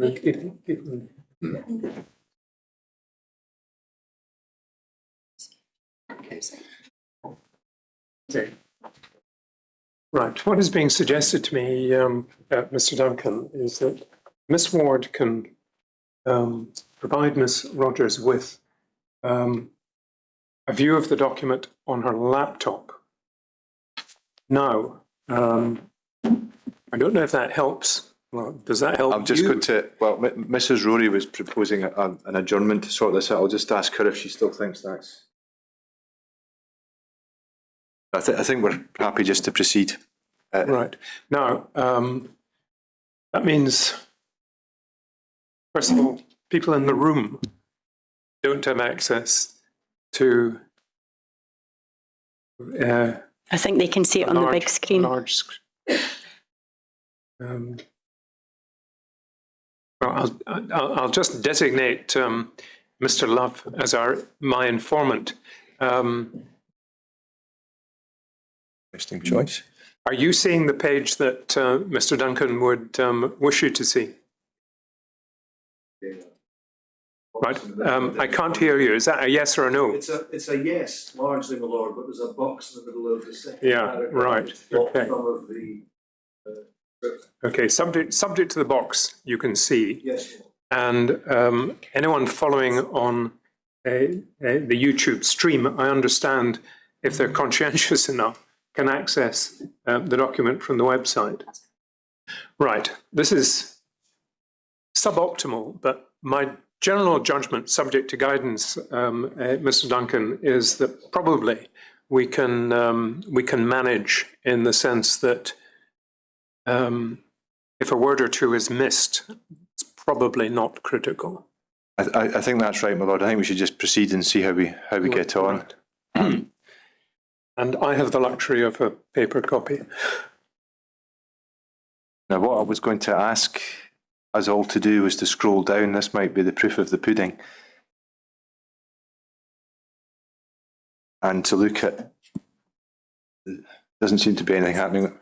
It's not going to work. No, it's not going to work because there's no connection. You need someone driving. Do we need the break? My lord, I think we probably do need an adjournment, unfortunately. Okay. Right. So,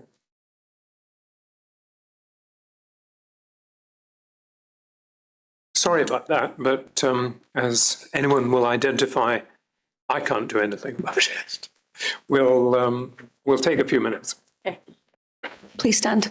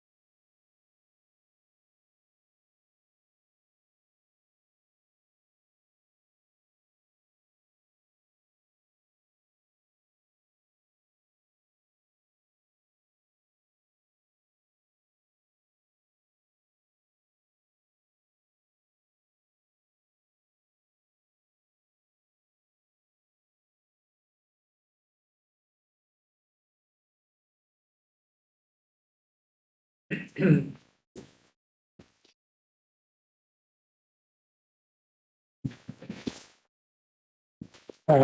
advised that the alternative measures should work, and we shall discover whether I'm right about that. Could you bring in Ms. Rodgers? Thank you.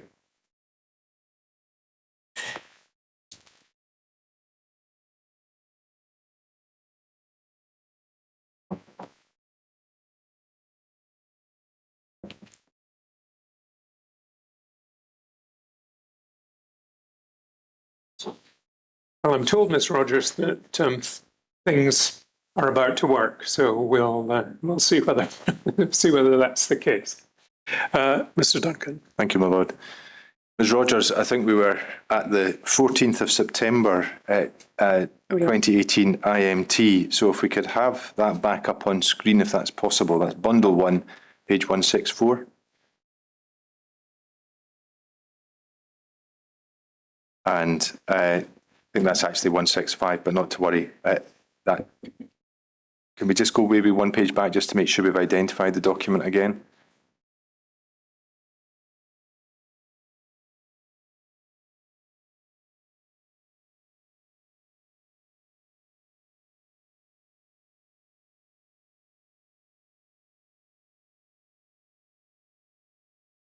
Okay. Have you got it in front of you, Ms. Rodgers?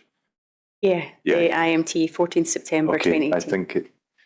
I think I'll just proceed, and if anybody is concerned that not on the screen, though, I'm sure they'll let me know. Yeah, so we've got the IMT of the 14th of September 2018.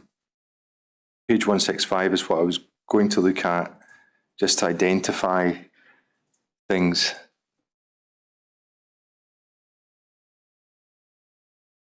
You got that in front of you?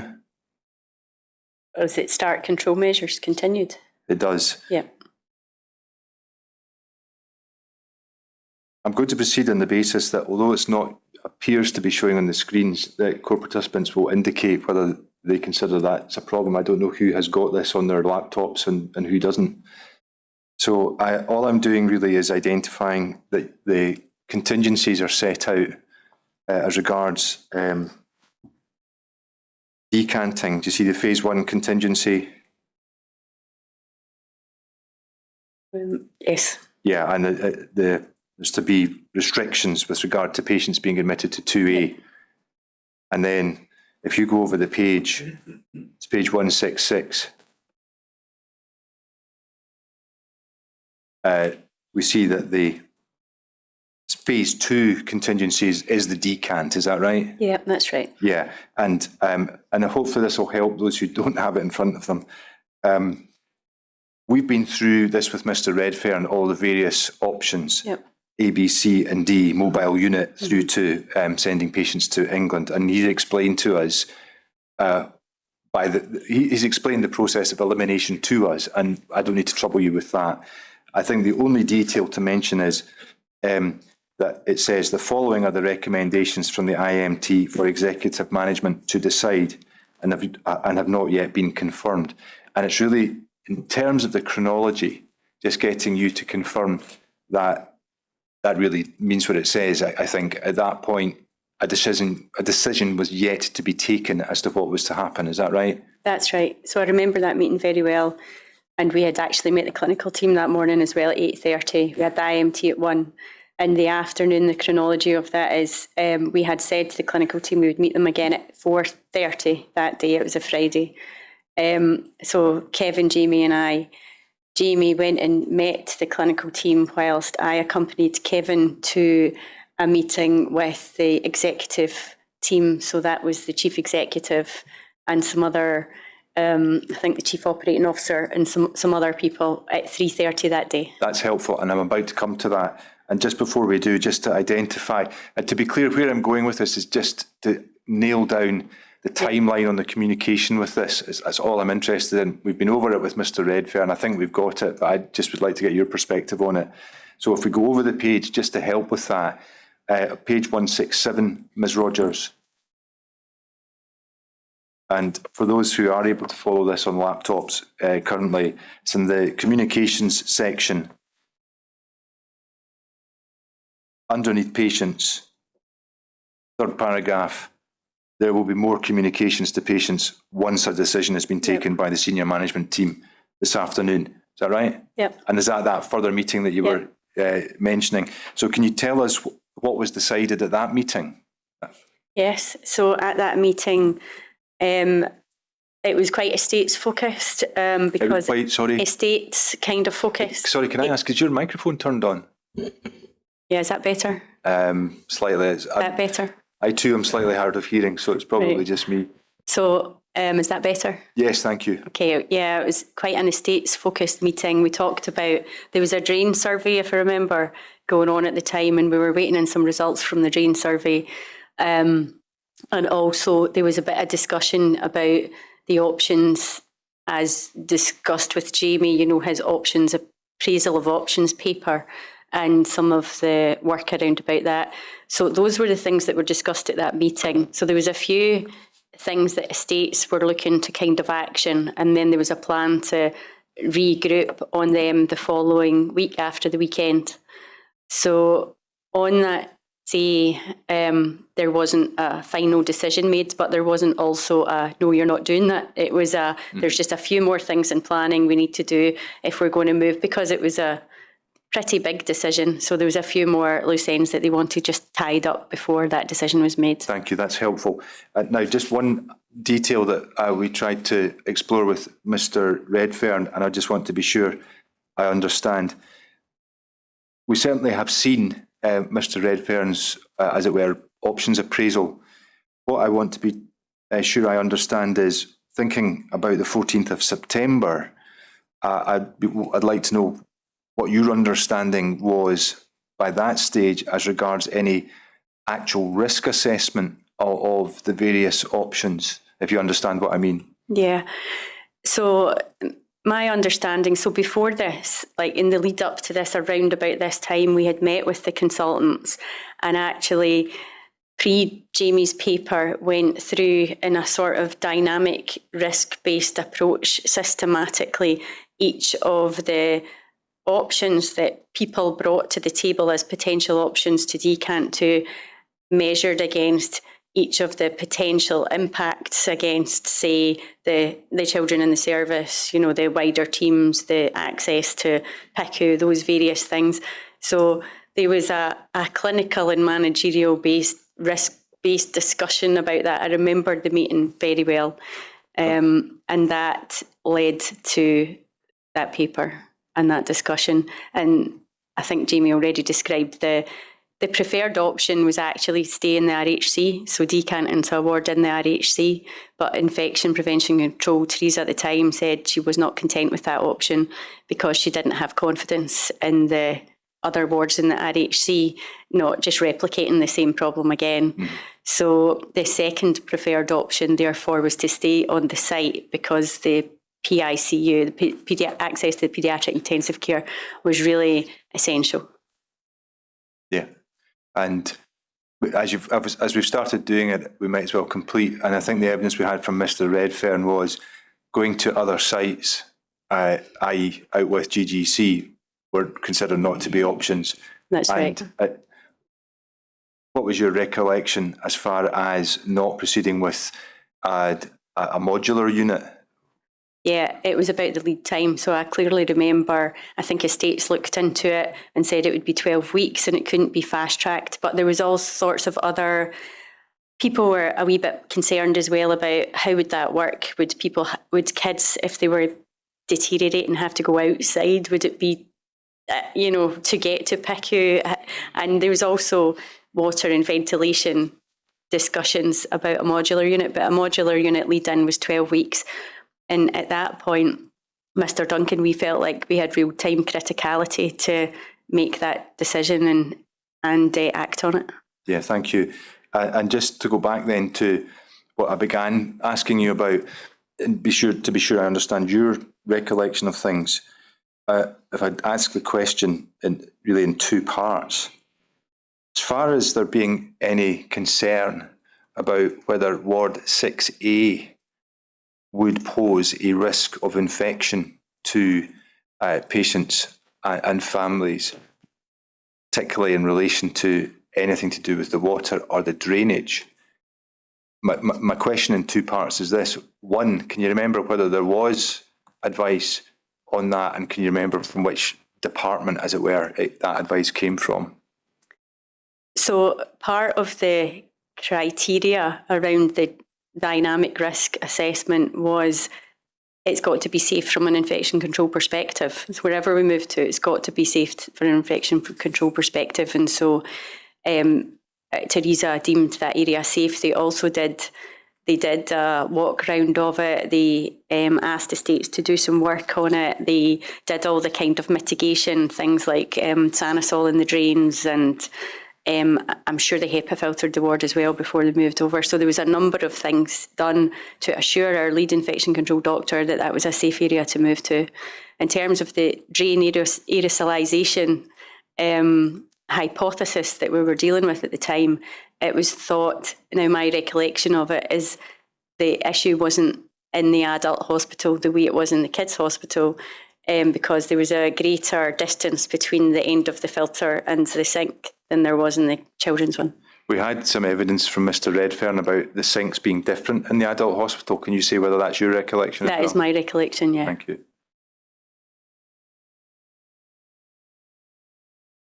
Just when we're discussing these matters, can you recall being told anything about whether or not the adult hospital had the same water supply as the one in the children's hospital? Yeah, it had the same water supply. I knew that it had the same water supply. I knew that the neonatal unit, which was in the retained estate, had a different water supply. Yeah. We've had some evidence from the clinical staff, but also from one or two of the patients and families that they felt that they'd been led to believe that there was a separate water supply. Is that something that you can help us with at all? I don't know where that would have come from. It was clear that it was the same water supply. And can I just picking up on something that you said about the dynamic risk assessment? Mm-hmm. Is there a document or body of documents that records a dynamic risk assessment or a risk assessment of any kind? I mean, the day that I'm describing that we met, there was a spreadsheet on the projector, and we updated that as a sort of dynamic risk-based discussion at the time. So that spreadsheet may be available for you. Yeah. And in terms of signing off on the decant, yeah, do you know whether the sign off on that happening was all internal to GGC, or do you know whether there was any external body involved in that? Yeah, so HPS were involved in that. HPS were very much part of that decision making. And do you know whether there was any testing done of the drainage of the water in 6A prior to the decant, or is that a question for somebody else? It's probably a question for someone else. And I do know that the infection control team did a comprehensive check of 6A. So they looked at drains. They did like a drain inspection, I think they called it. And they didn't see the issues that they thought we were having in the 2A. Okay, thank you. Now, in light of the challenges we're having around documents, I'm trying to focus my questions a little, and I will lead you through my understanding of what some of these documents say, but you must say if you don't think it accords with your recollection, and we'll get to the bits that I do want to ask you about more quickly, perhaps. I think we've looked at Friday the 14th, yeah, and you've said there was then the discussion afterwards at senior level around what was to happen. So if we go into the Monday, the 17th of September, the IMT of that date, and do say to me if you want to turn this up, it looks like the matter was still being recorded as being under consideration at that point. Is that your recollection? Yes. Do you want to turn it up? The document? No, it's fine. I remember the IMT on the 17th, that was the Monday. The matter was under consideration. The IMT met and said, we are content to continue making this recommendation. Kevin Hill was at that IMT, our director, and he discussed a wee bit of feedback from the Friday meeting. And the next day, on the 18th, Grant Archibald came to the IMT and said the decision has been agreed and passed through. So that was the 18th of September. Okay, and we'll come to that in a minute. Just to complete the narrative, and as I say, do please say if you want to turn any of this up. The IMT records on the 17th that the statement that is going to go to the patients and families will be updated. Is that after that meeting? Is that accord with your recollection? Yeah, I think it might be helpful to go to. Yeah, let's do that. It's a page. I think they might have been referring to. Yeah. It's bundle 1, and it's at page 173 is the particular reference that we want.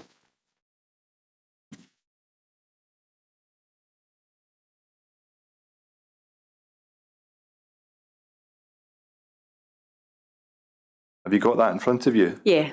And for those who have access to this on their laptops, it's underneath the heading Communications, particular reference to patients. Second paragraph, it says, it was agreed that the statement created on Friday but not shared with parents can be updated. Mm-hmm. You see that? Yep. And who was involved, or rather which areas of the organisation were involved in the creation of a statement? So that would have been Teresa Inkster as the chair of the IMT, and various people. Generally how that went was various people would input as required onto a statement or a briefing for families and staff. Okay.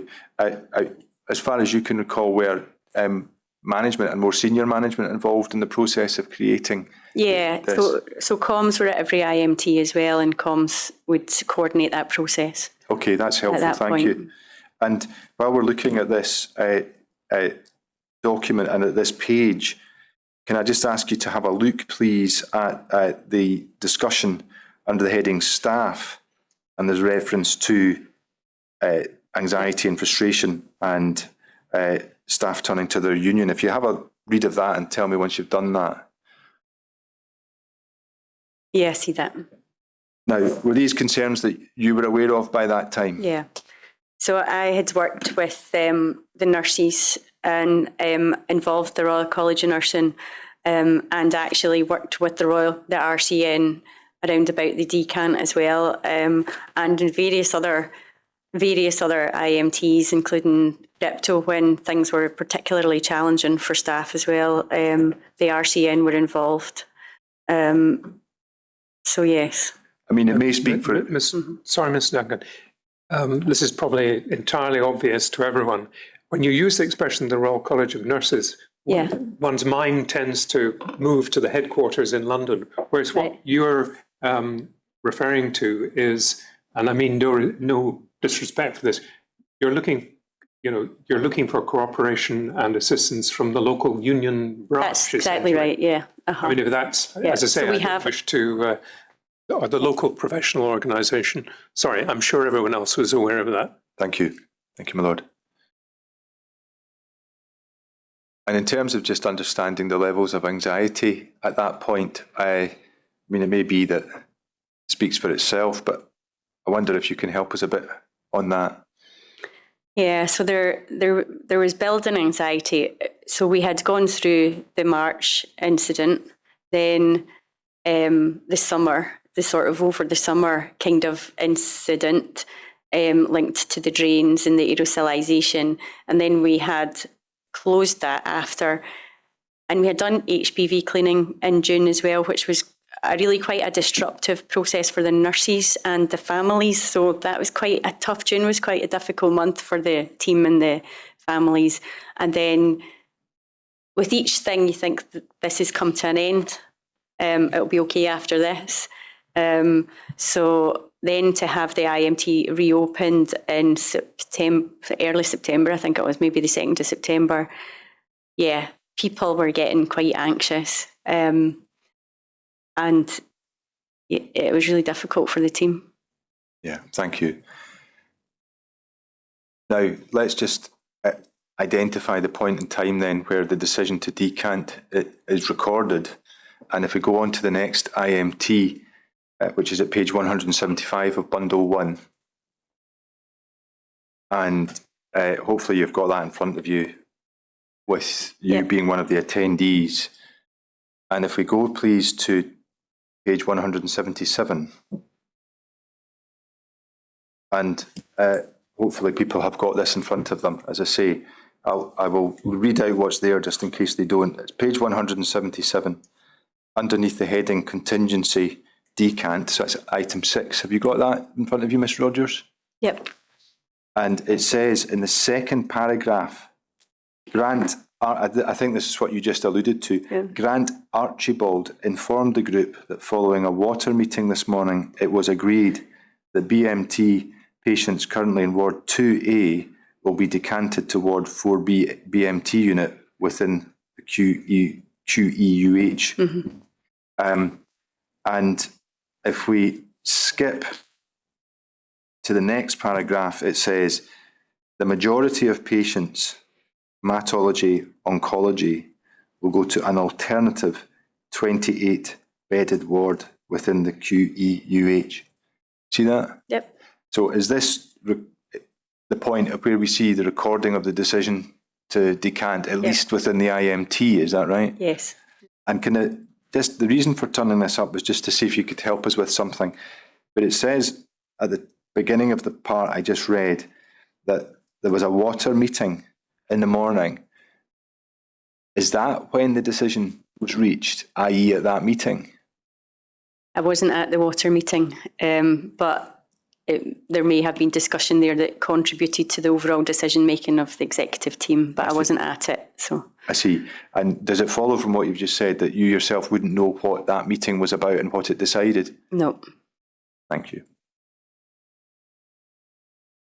And I think finally getting to what it was I was going to ask you about all of this, if we go over to page 178, and under the heading of communications, it says in the third of the paragraphs under that heading, it was agreed a statement for staff, parents, patients and the press will be drawn up out with this group. Each communication should have the same common narrative with strict disciplines. Yep. So I think the two questions I have are, first of all, does this record that there is to be a communication to staff, to parents and to the media? Yep. And does that indicate that as to how that's to be done, that will be decided by a different group, is that right? It would be pulled together by the communications person with the chair of the IMT's input and others that they deemed relevant. Yeah. You'll recall, I suspect, that there was quite a bit of evidence from the patients and families about the timing of the media announcement and that to the patients and families. And so that's where we're headed with this. Yeah. But if I can just ask you this question before we get there, can you recall whether it was intended that communication would be simultaneous? That's what it was intended, that the patients and families would get the communication first. Yeah. As you indicate in your statement, it appears that didn't happen. That didn't happen. And are you able to say why? Well, I can tell you what happened from my perspective. Yes, please do. So this was agreed. The comms was getting written as it says here. My role there was to go to the ward and talk to each of the families and give them the comms and talk about it and take any questions. So I did that, and I was sitting in the sister's office. It was about 6, well, it must have been 6, because Brenda Gibson came into the office and said, Jen, it's on the TV. It's on STV News. So I was like, oh, right. So I got the comms emailed to me I was about 6:10 or something. And then by then it had already been on the news. But I went round every family anyway, and Emma was there, the senior charge nurse, Brenda was there. So we went round all the people that were there. I spoke to the families and kind of apologised for the sequencing, because the sequencing we hadn't got as intended. I later found out that STV had been given comms a kind of strict timeline, I think, to get a statement back, and they'd been speaking to a family. So there was all sorts of stuff going on with comms that I didn't know about, and so the sequencing of that communications was just out by maybe half an hour. Can you help us, and it may not be for you to tell us about this, can you tell us how it was proposed to communicate with outpatients in relation to the decant? Yeah, so we used that same communication for... Sorry, you used?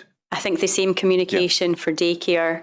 It also went on to the IPN, so like a kind of people that are registered for to get communication from NHS GGC will just automatically get that update. And we would update daycare. And Brenda Gibson also wrote a letter to all the outpatients detailing where they should go and how it impacted them. So we had that letter as well from the lead clinician. Yeah, I think we've seen that letter. At the IPN, sorry, I missed that. What's the... I think it's the Involving People Network.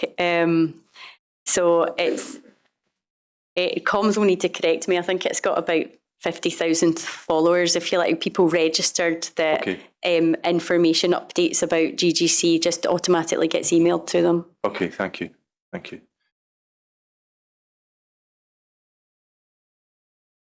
So if we move on then to the preparations for the decant, please, and you've got quite a bit in your statement around that, and for those who want the references, really paragraphs 183 to 184 are really what we're looking at here. And maybe I'll just pick up on a few of those, and by all means have that in front of you, Ms. Rodgers, if you think it would assist. We've had evidence on some of this, so we don't need chapter and verse, I suspect, but the hospital at night team, what was again, let's take it in two parts. What was the concern and what was done to address the concern? So the hospital at night team are essentially the doctors and advanced nurse practitioner that cover the night shift. So if anybody needs to be seen by a doctor, then they would do that. We wanted to bolster that service to make sure that they could accommodate the needs of the patients in what would be 6A. So we did a bit of work with the clinical lead at the time to do that, and we also put some of our advanced nurse practitioners that are paediatric hemato-oncology, ANPs, we changed their shifts so that they would be on later, I think, till midnight, and I think some of them did night shifts as well, so we had additional cover in that regard. And maybe picking up on Lord Brodie's question from a moment ago, when we see the reference to the Royal College of Nursing, would that again be a reference to local union reps? That's paragraph 184. Yes. Yeah. Now, I'm going to come back to you on the question of pathways, which you deal with at paragraph 189. But just some other points of details. At paragraph 190, have you got that in front of you? Yes. The Rhesus team set up a mock Rhesus. Could you help us with that, please? Yeah, so we worked through a whole range of things for the decant. I'm just going to go back a little bit, if that's okay. Please do this in the order you think it's easier to do it. So on the 17th or so, I wrote a list in my jotter about what did we need to do to decant this ward. That list then got taken by the clinical service manager, who added to it and made a huge spreadsheet. At that point, we didn't know where we were going. Once we knew where we were going, we had three parts in that spreadsheet. So one was BMT patients to 4B, from 2B to 4B. One was... from 2A. Yeah, so one was 2A, non-BMT patients to 6A. Yeah. And one was 2B, daycare patients to 6A. Yeah. So each of them had its own nuances and things that had to be considered. one of the things that we considered aside staffing, and I haven't mentioned the nursing staffing yet, we had an obvious diseconomy of scale going from 2A nurses looking after kids in one area to 4B and 6A. So we were challenged around that and had to have a plan to put additional nurses in to be able to cover that diseconomy of scale.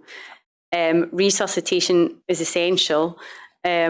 So we linked with the paediatric intensive care consultants, the resus team, and the anaesthetists to make sure we had the right kit in both 4B and 6A, and to make sure we had the right routes between there and PICU, and to make sure everyone had the right kind of passes and knowledge. And we ran several mock resusces from both those places prior to the move, and the resuscitation team, with the input of those doctors from paediatric intensive care and also the hemato-oncology team, wrote a standard operating procedure for staff around about that. Thank you. I mean, just to get an idea of the scale of planning on your part on this, I mean, there's a reference in an IMT dated 25th of September 2018. I don't think we need to turn it up, but there's a reference at page 190 to the 12th version of the pathways. That's something you recall? Yeah, I think that's maybe the operational log, decant log. I think maybe we got to more than 12 versions actually. Okay. So maybe 13. But yes, there was a whole range of work.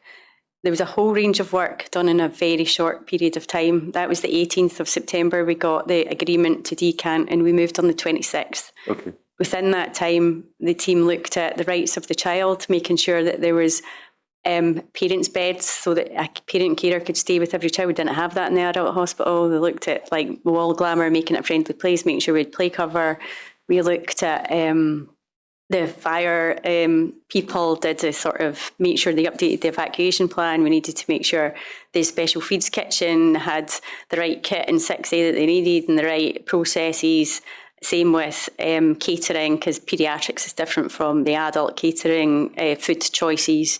The whole, from an e-health and telecoms perspective, the whole floor plan of 6A had to be redone and switched over, and the phone numbers, and even in terms of emergency calls.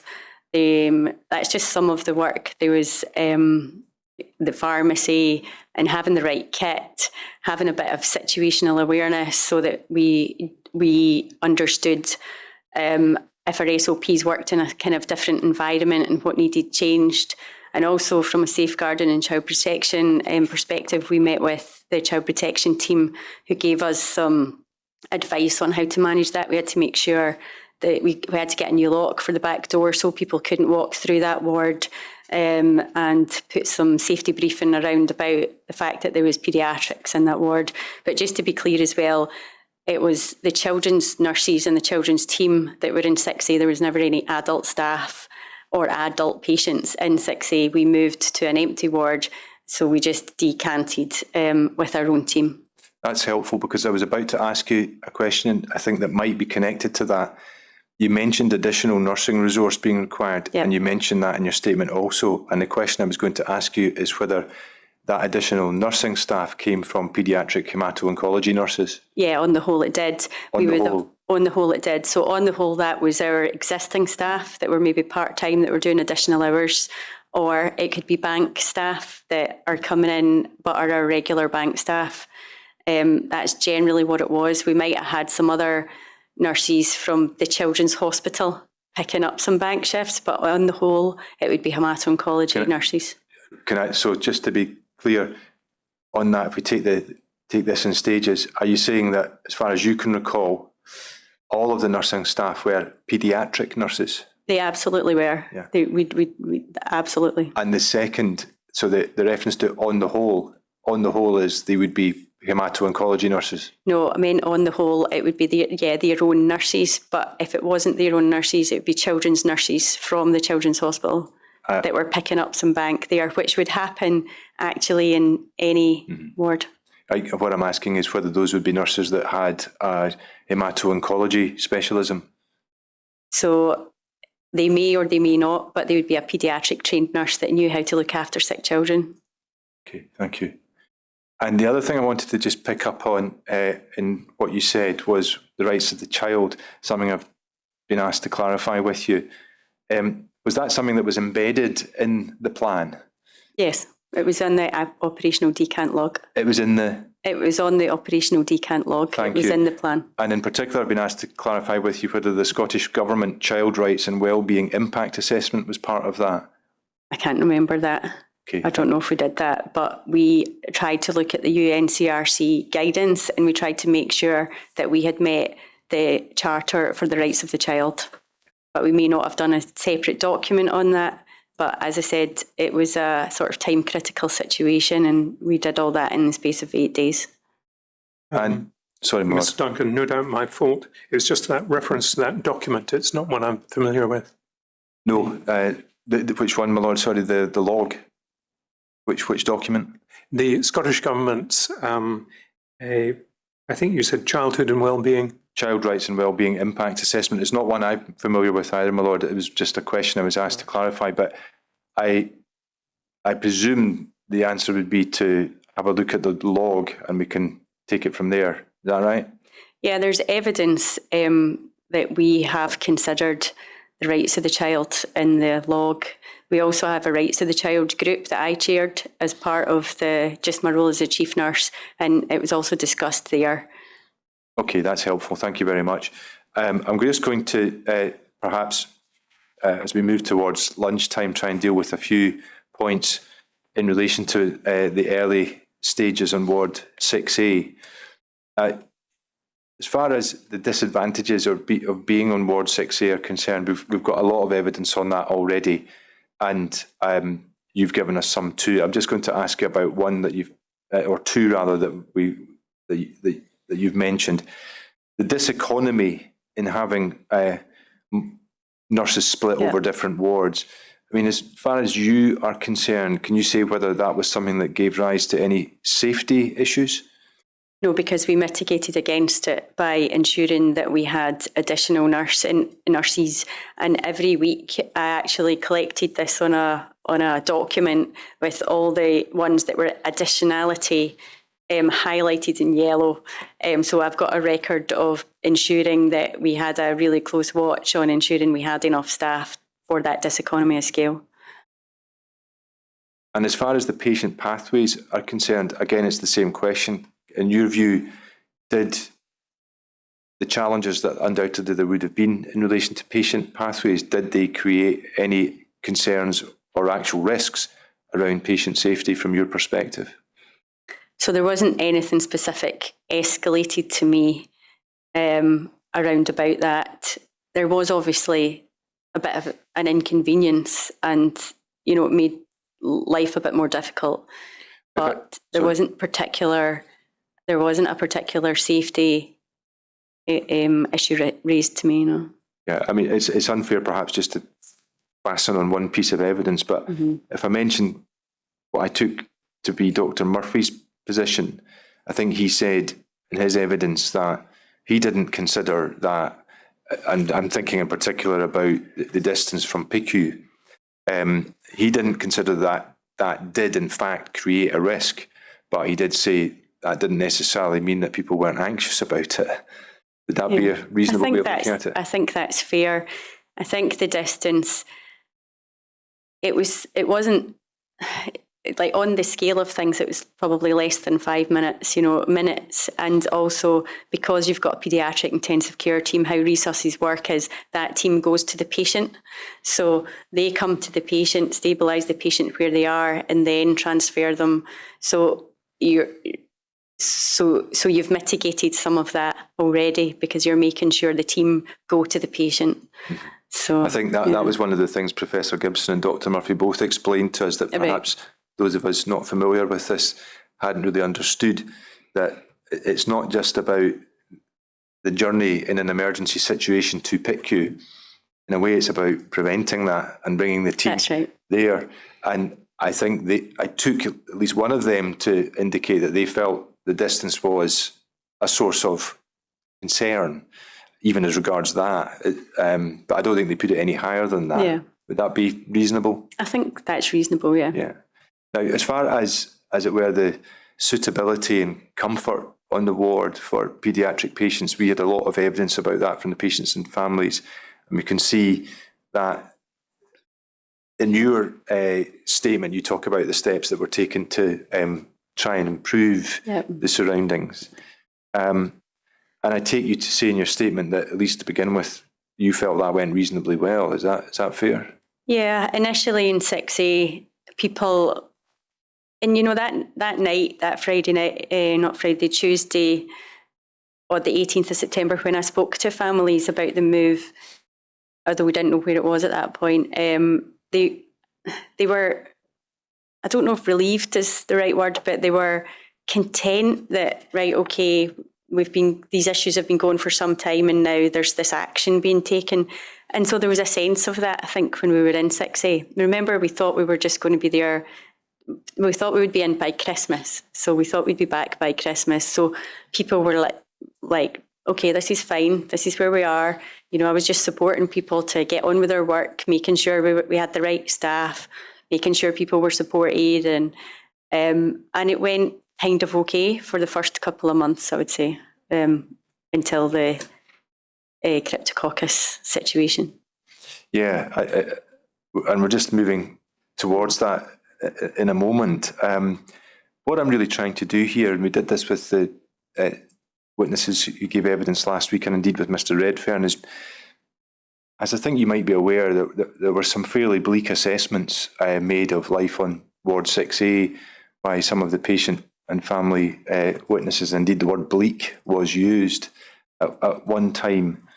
And again, thinking about how that evidence might be reconciled with other evidence, Dr. Murphy said something very similar to what you've just said, which is that, to begin with, on a short-term basis, it was felt that it would be suitable. But I think the way he put it was, month by month, the time for going back was moved. And so was there a time when perhaps life on 6A became more challenging for people?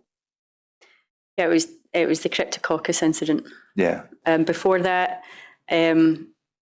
people had been just getting on with things, and we were trying to do everything we could to support play and interaction. And at that point, kids would be sort of playing and up and down and walking about, and there was quite good visibility in 6A because it was just a different design to 2A, and families said they quite liked that, and so did the staff. So yeah, that's kind of where we were in those first couple of months until January. Okay, well, I'm about to go to that, and can I repeat the reassurance that you were provided with earlier? There's no question of going into the individual cases that might be connected to that matter. But I'm afraid I'm not going to complete your evidence. I can probably complete it within about half an hour, but I just think with the issues we've got around technology, it might be worth, my lord, taking the break to see if we can do something about that. By all means, we usually take a lunch break at 1 o'clock in any event, Ms. Rodgers. So it's 1:05. Let's take an hour. If you could be back for 2:05. Technology may work differently, may not, but we have an hour for lunch. So you'll be taken to the witness room. Thank you.